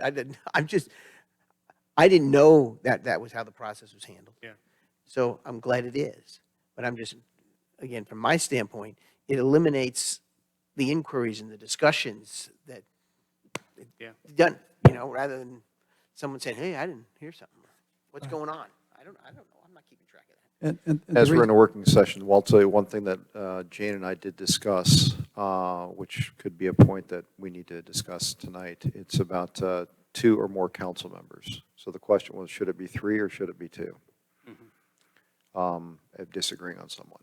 And the idea there was that it just basically only requirement is for the 4 council members, not the mayor, to interview the applicants. And if there was 2, then there'd be concern versus the 3 on there, because the idea there, if it was 3, it's an automatic, but if it's 2, where's the mayor going to resolve and beyond that? But we end up coming in with 2 or more council members. I'm comfortable with 2. I mean, I don't know how often that's going to really get to 2, so that's why 2 to me is fine. And to be fair here to Jeff Sanborn, this document you're looking at is a summary of things that Jane and Jeff discussed, and I got involved with Jeff Morgan last week about. So, and Jeff Sanborn has corrected the point here that we already respond to applicants. The point I'm just getting back to what Patrick asked. We are already responding to applications when they come in. We're getting back to the individual, confirming receipt. We have the application on file, that sort of thing. So I just wanted to list things here that were intended to be part of the process and are already happening in some cases, but just to get them out so everybody would have a chance to consider that and look at it. Yeah, and I wonder if maybe, it's possible that we haven't been perfect, right? With regard to thanking people for their application and letting them know we have it. But if there's concern in the community, I would guess that it's really more along the lines of, hey, I submitted my application 4 months ago and I don't know what the outcome is. Yeah. Well, that was a question I just had. Do you ever have that happen when somebody says, I submitted an application and you didn't hear back? Does that ever? I don't know that we've been told, but if you are hearing concerns from applicants, I would think it would be more like that. Or it's an aberration Yeah. of a comment, not Yeah. a constant refrain. So Or, I interviewed 3 months ago and I never I wasn't selected, but That's, Yeah. that's, the never here is the one that bugs me. Okay, well, it sounds like a plan. maybe there's something we can think about administratively how to close that gap. It's common courtesy. Well, the NAC is different. In some cases, you're getting a lot of applicants. Some cases, you got one. But, where you have multiple ones, that's the issue to deal with. Oh, for the NEC? Yeah. I mean, Now, one of the reasons we set up this task force discussion on it is that there were some things we wanted to make sure we achieved. And I think we're getting there, if not already there. Under applications in my memorandum, I talk about we really want to just have a summary. We're not asking for a detailed resume of a person, but the point is that either through the application itself, the application document, which we have, either in there somewhere or in some summary from the candidate, there's enough information for the staff on the one hand and the village council members on the other to understand this person's background and a little bit about where they are. So if I thought initially, Jeff, that there was room enough, meaning the questions in the application form itself allowed that sort of information to be put down by the applicant, but then I wasn't sure and if it should be included there, and you might have had a reservation about that. Yeah, But its summary is better in a separate document, perhaps. I think the questions on our applications are appropriate. And in cases where, for example, an applicant that has an extensive background, the questions will lead them to put that background information down. The point I made in our earlier conversations was, though, that, and I've made this in dialogue in these meetings as well, is that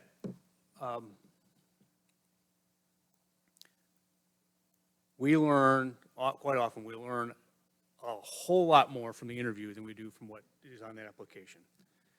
And that's particularly true for the people that really just don't have the background. But when you interview them, you get a sense for what kind of a person that it is, what they think is important, and when you learn about their background, you can pick up ideas about how objective they can be.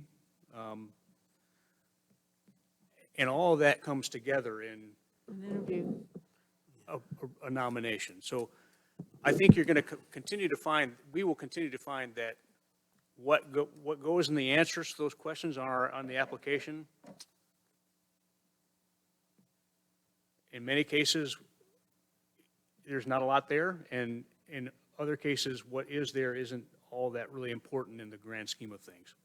So it will come down to what you're talking about, John, I think, is how we try to fill in the gaps with the narrative about why we think that person's a strong candidate.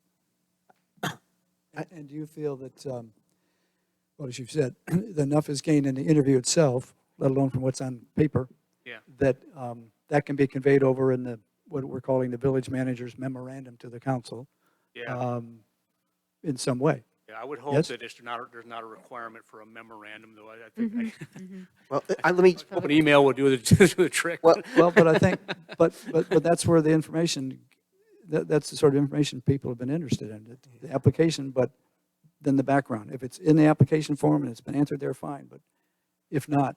Now, I will say, but it'd be best to have it from the staff memo point of view, in my opinion. We're going to have the chance to speak to the candidates ourselves. So so that. whatever we're not seeing, we're going to ask about. Right. But it's I- nice to know in advance, I think. I can tell you from tonight, the people I didn't have a question for at all were the ones that indicated how long they had been lived in the village of Pinehurst, and they had their educational degrees there. I didn't, I didn't ask Fiona one. I just had no. It was all here. I didn't need to know anything more. And the ones where I had a question was a little curious where it didn't say how long they'd been here. Yeah. And so, to me, there's only a handful of questions that are relevant. How long have you lived here? Yeah, your professional background, you have some degrees or whatever. But because if they're taking the effort to apply for an advisory board committee position, they obviously have an interest. And I'm assuming their interest has some professional, or even if it's a hobby-like background, where they can be a contributor to the process. So that, to me, is the difference. When I looked at this today, that first woman, Clarendon Gardens, I didn't have a question for her. I had a question for, You're just talking about the NAC. You're yeah, I'm just talking about the comparing it NAC, to that. but it's, I to know, me, it's yeah, sort of but that's a different. though. standard formula of what interests me. Jane and I had the conversation on this also. Okay, what Jane and I had this conversation also as to what are the prerequisites. Yeah. Okay, and so I don't think it's worthwhile putting it into the policy or we talked about a procedure on here, but we did think it was appropriate for each of the council members to say, okay, I want to know, it's what your education is, or I want to know how many years you lived in the village, or I want to know that you're already registered to vote, because that was an issue for you on one of your votes previously. And so we discussed that's only fair to the staff to let them know what your prerequisites are about stuff you want to check. But it doesn't necessarily need to be in the process, because it's going to No, change it with. doesn't have to be in the, I don't need it spelled out, but that, like I say, I'm just taking an example. This worked. Kind of like a beverage preference. You have your certain things you want to hit, Yeah, So- right. So, Veterans it's only fair to let the staff know prior, these are things I'm looking for. Yeah. Okay? Jane Well, and Jeff, should we I- have that in the application form then? Should that be built into that? It's going to change, though, with a different staff. So you're going to have to revise that. I think it's very simple to do that with where you just say, hey, Jeff, I want to know, did they register to vote? Okay, I want to know, did they, when they moved in? That kind of stuff. The next council member won't have the Yeah. same priorities. Yeah. So Jeff Sammer, are you able to do that? We'd have to change our application, I guess, to add some of these points. No, I think we're saying we don't add those Yeah. points. They come out in the interviews. It'll be things that would come out of the conversation, the interview. Okay, go ahead, Jeff Morgan. Basically, I go up, and if I have certain things I want to know, Okay. okay? Do you drive a Chevy or a Ford? Okay. Jeff, find out if they drive a Chevy or a Ford. Who drives the Chevy, who drives the Ford? Whatever. Okay? The point's being made there that we don't need to put that in a process. Okay, Okay? But it's only fair to the staff to let them know what your pet peeves are. you mean let them know what the key What your key points criteria for is each that you want to make sure is checked Flesh off. that out in our interviews. Okay? Right? I And think we that's- will too. Sorry? I said, and we will too. Jane and I asked David Herring, why do you want to do this? HPC. And had a just great conversation with him, but it was a casual, comfortable conversation. We weren't going through a checklist of things we needed to ask him. And we came away thinking he was a bright guy, he cared about this place, and he really wanted to be on the HPC. Okay. On the points itself, there were some different languages. Jeff suggested one, Jeff Sanborn this morning, some comments in red ink from Jeff Morgan were in the information that he and Jane were exchanging. So pick, pick whichever one you think works the best. I think Jeff's captured it in your wording today, or you may want to reflect on this, the red points. I think Jeff captured this very well on there, and I will tell you that the email that you're going to see that John sent forward does not have all the conversations that Jane and I had.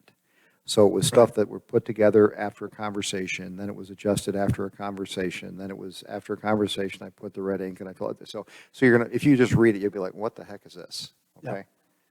So effectively, Jeff has captured what we've been talking about. So I think, to answer your question, John, maybe the best way forward is I'll take this back and I'll clean it up and I'll bring it back for your potential approval at the next meeting. In the meantime, I'll move forward, understanding that this is your general intent, and we'll move forward with a nomination process to fill those existing vacancies. That's a good idea. Makes Yeah. sense? Any questions on the timing aspects in this memo that anybody has? Yeah, I think Understand what that. Jeff laid out seems fine to me. Is there any need for further discussion on the Board of Adjustment issue? I don't, Do you think you have a consensus from us to move forward? I get the sense that you're all comfortable with Jack, Yeah, right? I think so. Yeah, so We'll see when it comes out. Yeah. But one thing that was in my mind as I was reviewing this, the God bless you. Thank you. The selection committee at the moment is village manager, the chair of the relevant committee, and a couple of other staff members, Alex, and then one other of the senior management team. Is that right? And myself, Alex, and the board chair. the board chair. Now, should the board chair, as an individual, include the chair of the Board of Adjustment, which is a different function than the planning board, but he or she is, of course, on the planning board? And that was and I think maybe that ought to be part of the team, the board chair of the B of A, as opposed to just the board chair of the planning and zoning for Depending that. on availability. Sorry? Depending on availability. Maybe. Okay, all right, might want to consider that. But clearly, it has to be either the planning board chair and the B of A chair, or one or the other. Yeah. Yeah, on selections for the planning board. Okay. Okay, good. Any other suggestions, questions? I just want to thank Dr. Morgan and Jane for rolling up their sleeves and taking this on and moving us forward. I don't have anything else. Thank you. You're welcome, and I'll tell you, I thoroughly enjoyed working with Jane on it. It was a fun time. And Jeff Sanborn, I wanted to just make the point, when I use the word, and I'm using the word on the table here, policy, I'm using it small p. In other words, our structure, our policy, our way of doing things. It's not necessarily to have suggested that all these things ought to be in the capital P policy, such as you wrote here. So, just, these are, in other words, these are important points, but they don't have to be in the capital P policy. Okay. They're just the ways of doing things and expectations. Yeah. Okay, I understand. okay. Thank you all. Moving on, we would go to item number 5, Where's my next step? I can stack of notes. which is the council vacancy process.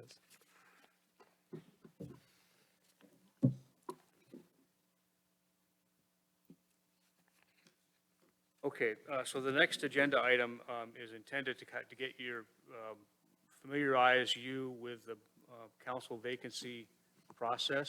There are statutory requirements wrapped up in this. There are other, I guess, legal requirements that aren't necessarily clearly spelled out in the statutes, but that are, thanks to our school of governments folks and the Coates Cannons, entries that have been done over the years, we understand that there are a couple other provisions that aren't clear from the general statute language. And then there's the existing policy, and I thank Lydia for asking the question on the history previously in email dialogue. To our knowledge, there was not a policy before John Cashin's departure from the staff when Jack Farrell was eventually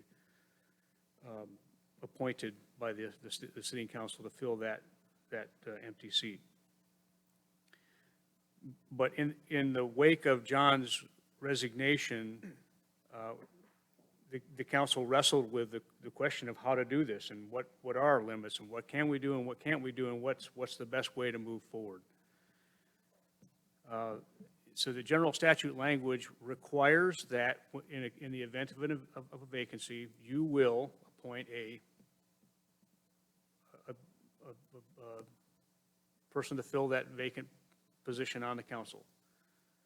However, it doesn't say how long you have to do it. So now we're sitting in a situation where we're just a few months away from an election. And so, there are practical limitations to how this can play out. I think my advice to you would be that in order to demonstrate clearly to everybody involved that you're following the general statutes, you should initiate the process. And the process will take however long it takes. And if you wind up appointing somebody in time, to fill the vacant seat for the number of council meetings that happen between then and the next election, then you do. And if it takes you longer, then at least you've moved. You have demonstrated through your actions that you're following the general statutes. I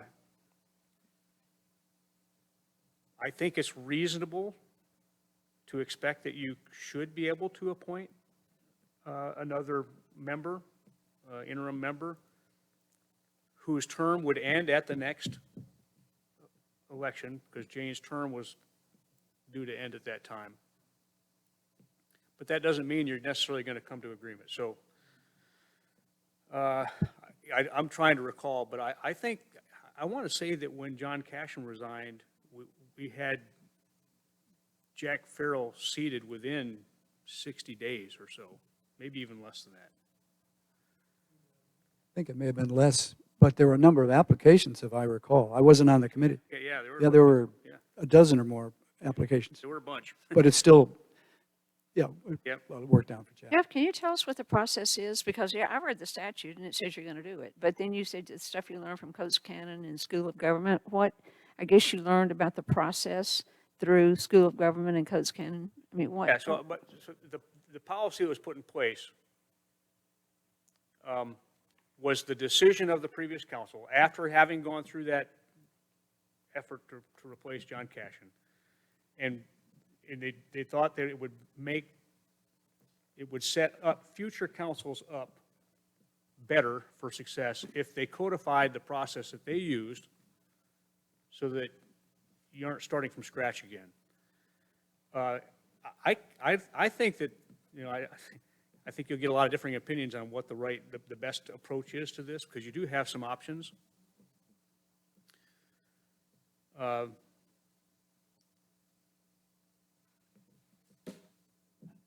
But the general statutes don't put a lot of limitations on you. But the limitations that are part of settled law that aren't found in the general statutes have to do with how you vote. And, you can either do it by one of two methods, either by what's called motion and vote. In other words, one of you would make a motion and say, I move to seat so-and-so as the, to fill this vacancy on the village council. And somebody says second, and then you vote on it. And you may have a majority, you may not, right? So that's the one option. And the other is nomination and ballot. So in that case, after reviewing all the potential candidates, each of you would make a nomination, if you wished, to be considered, and then you would vote. And the problem with that one, particularly with small numbers, is if you have more than two, and if you have more than two nominated people, how do you get to a majority? So you have to create rules ahead of time that say how you're going to, kick out the lowest one and then consider the rest of them. So in considering all those things, the council back in the John Cashin timeframe thought that the best, maybe most enlightened process would be to interview them all, interview every candidate who applied. It was all 15, because I thought it was narrowed down, but it was all 15? It was all of them, yeah. Okay. It's all done in one day, though, if I recall correctly. Lined them up, yep. Yeah. Interview them all, and then, we used the kind of a decision support matrix where we say first choice, second choice, third choice, right? Yeah. Have each one of you rank order those first three. You provide that to the clerk who's present in the meeting after all the interviews, right? And she does the tabulation, and the idea is that she presents that outcome to you, and then you can see how everybody values the different applicants. And then based on that and discussion that follows looking at that data, now any one of you is in a better position to make a motion, because you can see how different candidates might be more supported than others. Seemed to me that was a well-designed process, but I was surprised it wasn't included in the policy in the end. It is. Well, it's got- there. Well, it's there, but not for the final vote, I thought, Jeff. Yeah. It got it down to three. Oh, but it's Three not a top- vote. It's a motion It's a motion, I understand. In here. and then vote. Yeah. Yeah. I would, Okay, that's right, yeah, right. I had one question about the very last sentence of that, the policy. After results are revealed and discussed, any member of the village council will make a motion to appoint a new Village of Pinehurst council member. Mhm. It doesn't say from the top three candidates, but I'm assuming that's what it means, or you could just pull something out of the air and say, I want to nominate somebody Anybody else. you want. Look, you're all looking at the data, right? So if somebody nominates somebody that's isn't going to win based on those votes, then it's kind of a wasted gesture. So then you would go outside the people that have been interviewed. No. Well, I'm just Well, saying, the way okay, I but- read it. Yeah, I see where you're reading into that, but I'm not Yeah. suggesting doing that. I'm But just saying, we look we at that still way. have to come to a consensus. Yeah. There has to be 3 votes. Yeah. We still have to come to a consensus. somebody did that. So- The rest so- of you'd say, no, we're not considering him because he wasn't interviewed. Yes. All right, Jeff, I'm still hung up about what you said about what you learned from the School of Government. You were talking, the statute's it's very simple, it's black and white. But you said what you saw from the School of Government and Coates Cannon. Is there something that you heard, saw from them that's different from what's in our policy? Our policy is within the limits of what's in that blog. Okay, And it goes back to these, there are two ways that you can vote. There's Okay. two methods that. got it. I Okay, and described. I agree with the way it's in here. 'Cause so now, I guess what you need to hear from us, let's go forward with replacing pursuant to this policy? Yeah, and then have a dialogue on how long you want to allow for applications to come in, and then we can start to put some flesh on a schedule, I'd like to raise a couple issues. Yeah.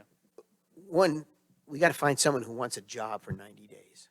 Mm-hmm. That's what this is. This is not, I think when Jack Farrell situation came up, that was, I don't know, over a year he kept. Year and that a half job. Year and a almost. half.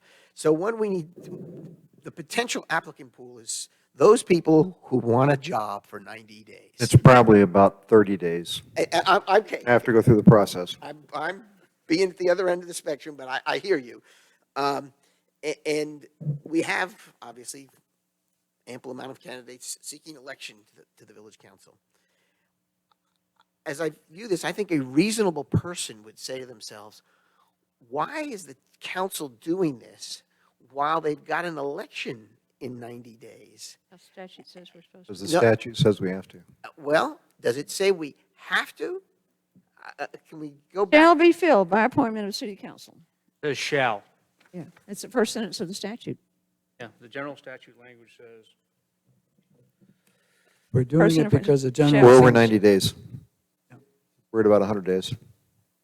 105. So we're over 90 days. We're at like 105 days till the next election. Right. Well, actually, we're about 100 days right now, but Jeff Right. Sanborn, a vacancy that occurs in an elected office of a city shall be filled by appointment of the city council. Period. the person And appointed. we're doing filled this by because shall the serve statute says so.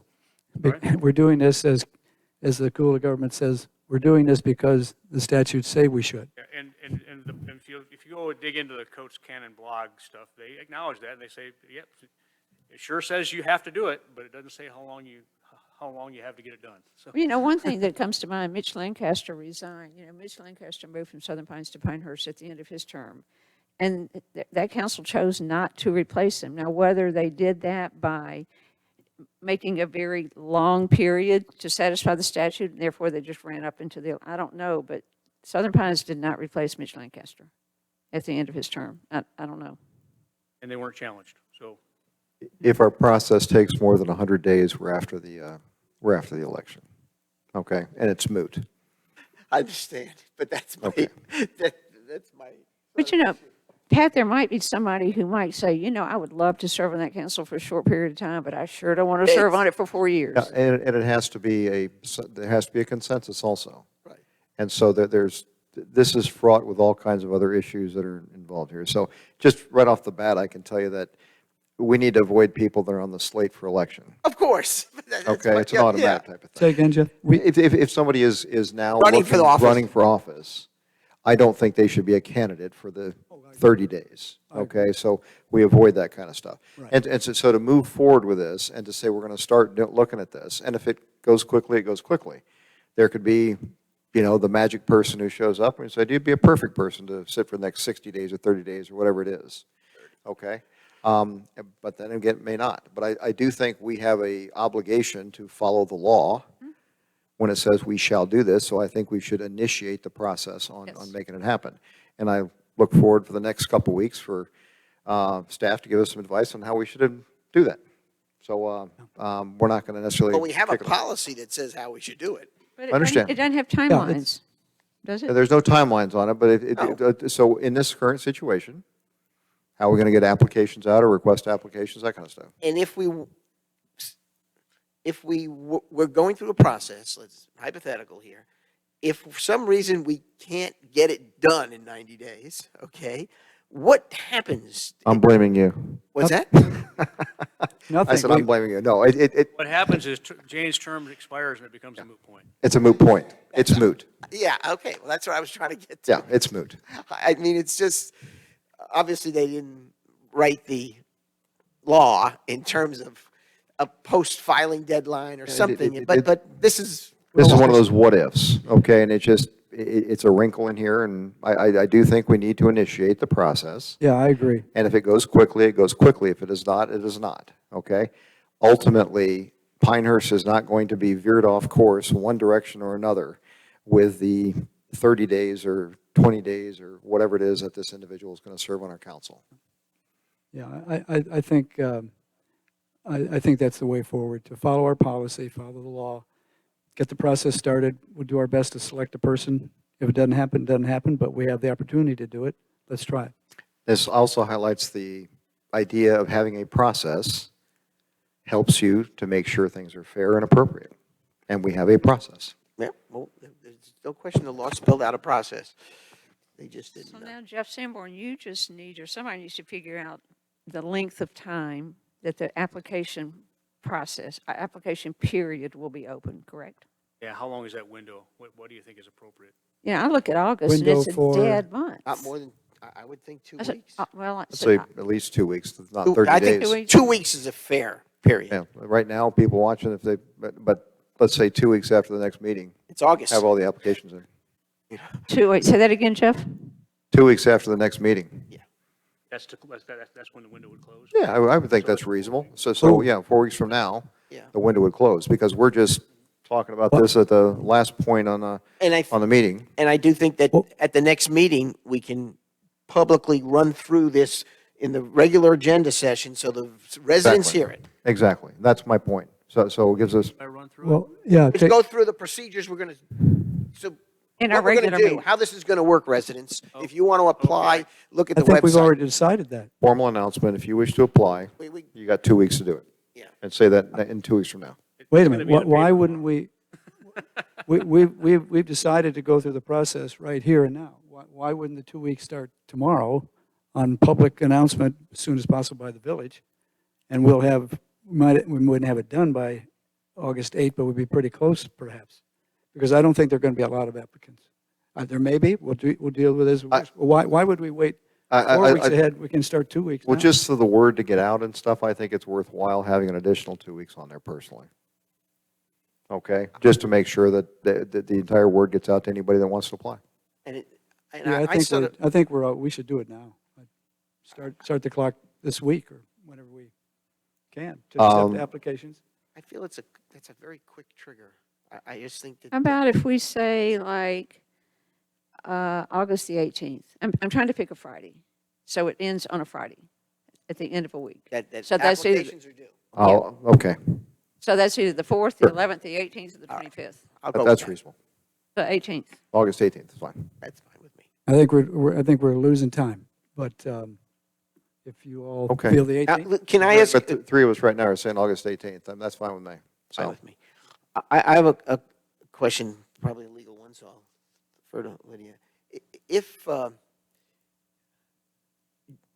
based on something you said, which I agree with Dr. Morgan, is that anybody who's a candidate should not be someone we should consider. Can we do that? Is that? I don't is know, I that- think that Mike Newman needs to weigh in on that. Yeah, is that kosher for us to say, you residents don't bother applying? That's my question. I don't, And there's also another part of this, that we're the interview panel. And we can simply say, listen, I appreciate you applying, I think it's a but fair, I think it's a fair it- question. it's not Maybe, appropriate. maybe, how we advertise this, yeah, I mean, I wouldn't, we shouldn't say that. I don't but think absolutely not. How you follow through with the, The process itself may handle this, Doctor, I think what your Correct, suggestion is. and what we're trying to keep here is having an incumbent type of thing in an election process and skew the elections one way or another, Totally agree with you. okay? I'm just And- saying, I think we need to just, we can't tell people, And no room at exactly. the inn if you want to apply. Yeah, and that's one of the reasons I said, let's wait a couple of, let's get Mike Newman to weigh on this also to make sure that what we're talking about is totally kosher, And I passes. see the Jeff's old sniff point. test. You don't want to say if you're, candidates who are running for office need not apply. There's no way to say that is That's my acceptable. point. Yeah. It's awkward.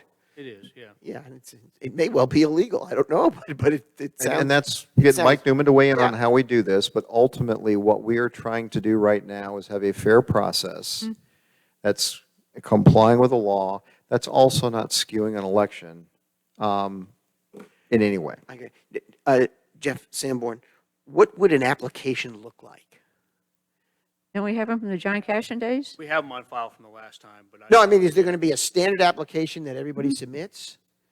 yeah, it was a standard. We do have Until some. this time. Okay, I just, I'm Can you fine. send it to us just so we can get a feel for? Yeah, that would be. that'd I be haven't helpful. looked at it since Right. 4 years ago, last time either, so. 4 years. Okay, thanks for sending it. I'm speculating. I think we have it on file somewhere, so. Yeah. It has to be Bound available to. somewhere because we had the public records. Why would we, I just keep coming back to this timing, folks.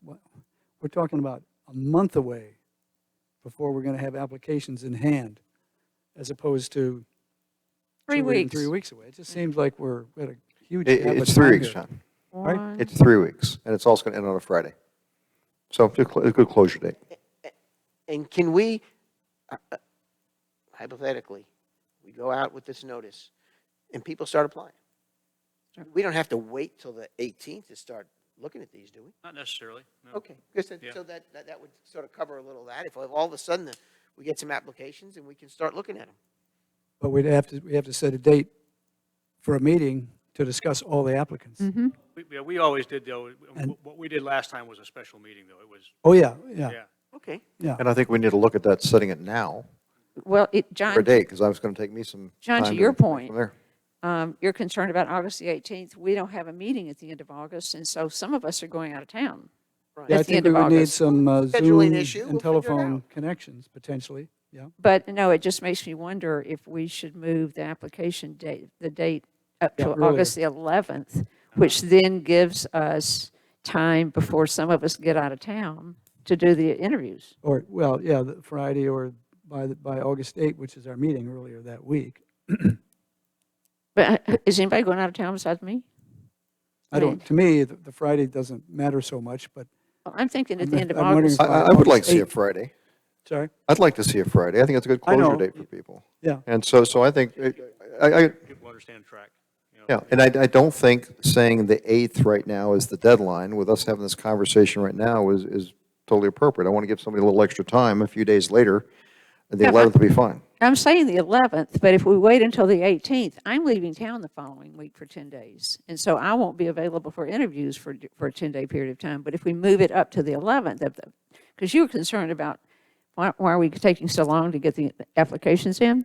Moving it on, and also, I think that whenever we have our meeting, there's going to be some of us logging in by phone or Zoom, because that's going to be in the latter half of August. Is our vacation schedule relevant to anything? Or is anybody besides me going out of town at the end of the month? Well, I've got a work schedule. I'm still working too.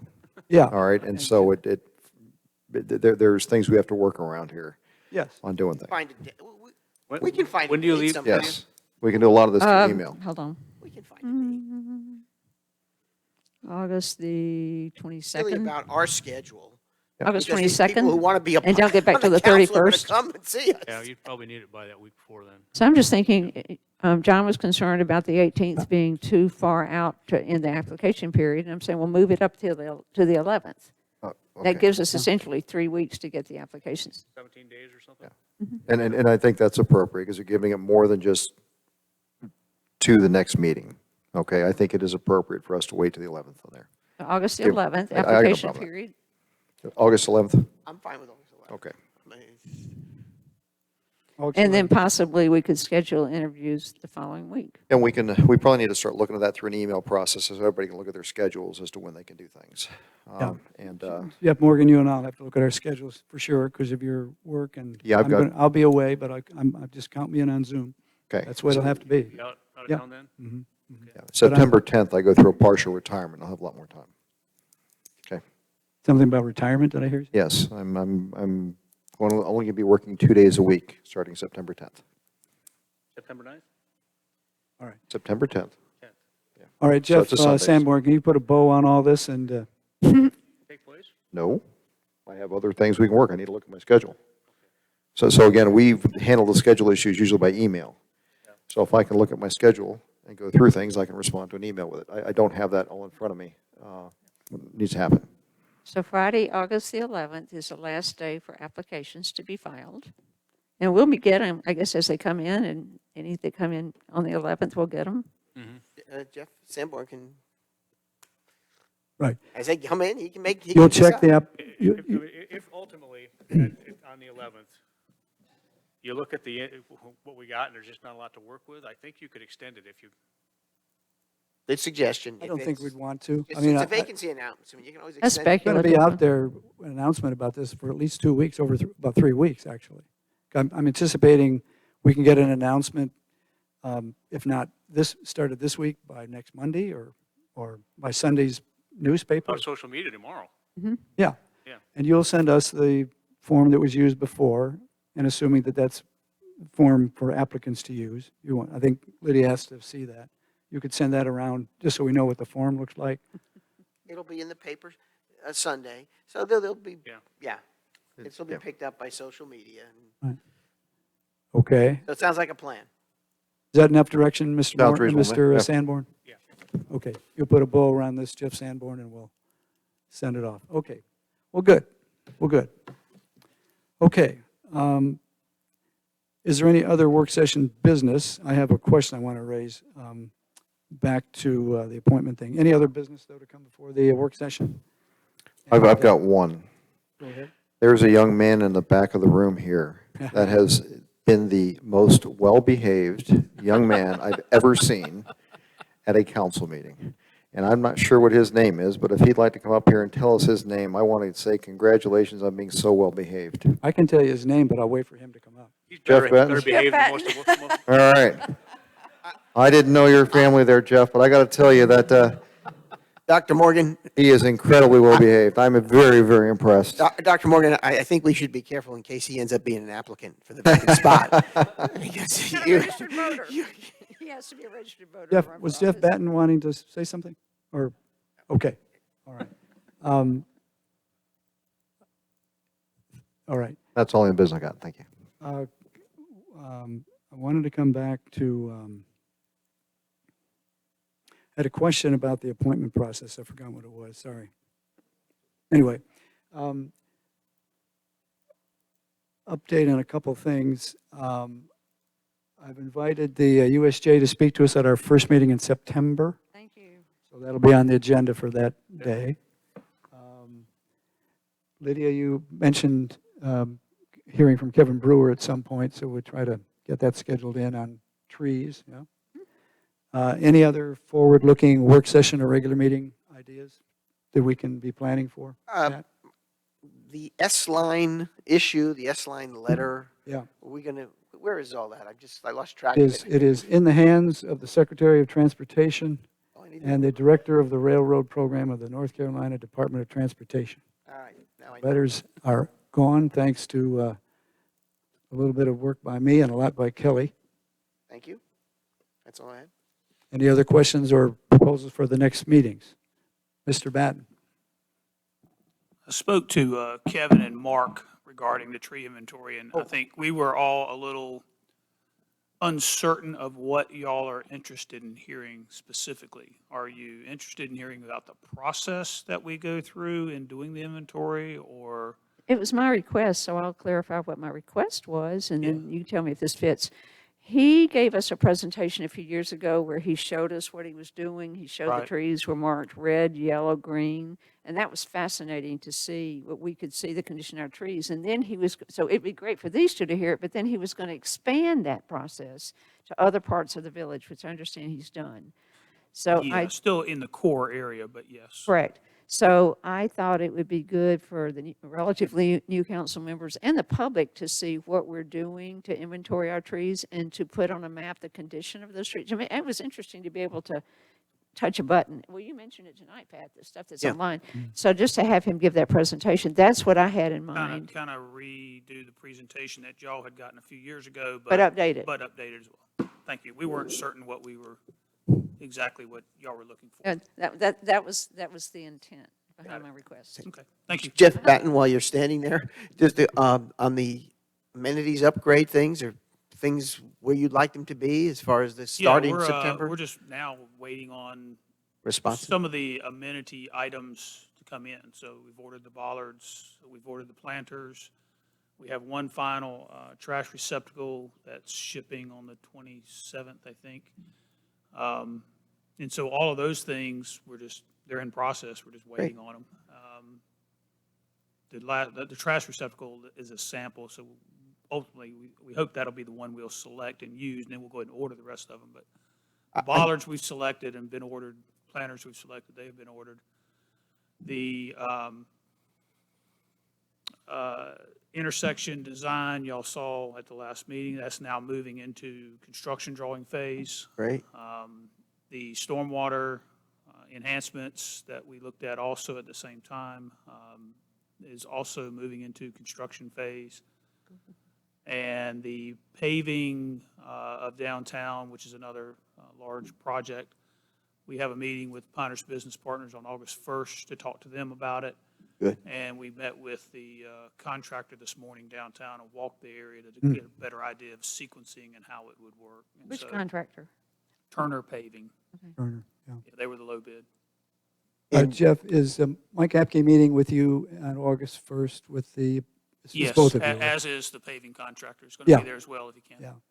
There's, I think as the council knows, there is great deal of concern among businesses and landlords about how this paving project's going to go in the fall at a time when they're very busy. And Right. Jeff's been very sensitive to that, as has Mike, so they set up this meeting to try to work that out. I think the disruption, while it will be disruptive, is going to be concentrated in small sections for a day or two at a time, and then it's going to be out of your area and be over here for a day or two, and then it's going to be out of there. Contractor, if all things in a perfect world go exactly according to plan, he thinks he can be in and out in a week, Wow, and that's doing everything. good for him. So, I can't hold him to that time frame. That's weather dependent and making sure, and if we don't run into any hiccups or things in the road that we didn't expect, and we certainly probably will, find something when we go through milling and patching and all those kinds of things that you just can't foresee. But conceptually, it's mill pave, move over street, mill pave, move over street, mill pave. So, Did you finalize the Half Moon, whether you're going to have 3 cars and 2 golf carts or 4 cars? we have not, that is in, we had it surveyed, so we knew exactly where the line was and what our Okay, so dimensions you're working are, on and we'll be bringing y'all some concepts of either or combination thereof. Last thing, I noticed I like the park benches that are set out there now in some place. I did notice that they're not, some of them are not nailed down. Are they sort of temporary locations or? No, well, no, they're all, that's where they've been going. That's where they were placed out there. We got 4 left to place, but yeah. Okay, so with the one at the corner of, what road is that? Everett and the Holly there? Yeah, on the very, that one, It didn't, it's a little uneven. yeah, so just, We'll look at it. I thought maybe you were testing them out as to where it worked. That's a new location. We haven't had one there Right. before, that's right. And what was this, the receptacle? No, the park benches, they look very Oh, nice. the with benches, yeah. the Yeah, Yeah, we've added Siding to them and the. Right. Yeah, they really, added a handful of additional benches Yeah. as part of the amenity plan as well. okay, thank you. yeah, Jeff Patton, thank you very much. Thanks. And, yeah. Any other suggestions for the future? Doug. Lydia? Doug, while you're still, I did go walk those sites. Would it help you if I come share my thoughts with you? Okay, I'll do that. I'll arrange to come by. Thanks. Okay, anything else? Is there a motion to adjourn the work session? I move to adjourn the work session. That's a motion by Lydia Bosch. Second. Is there a second by Pat Pizzella? All in favor, say aye. Aye. Aye. The work session is ended. That concludes our meetings for July 25th, 2023. Thank you.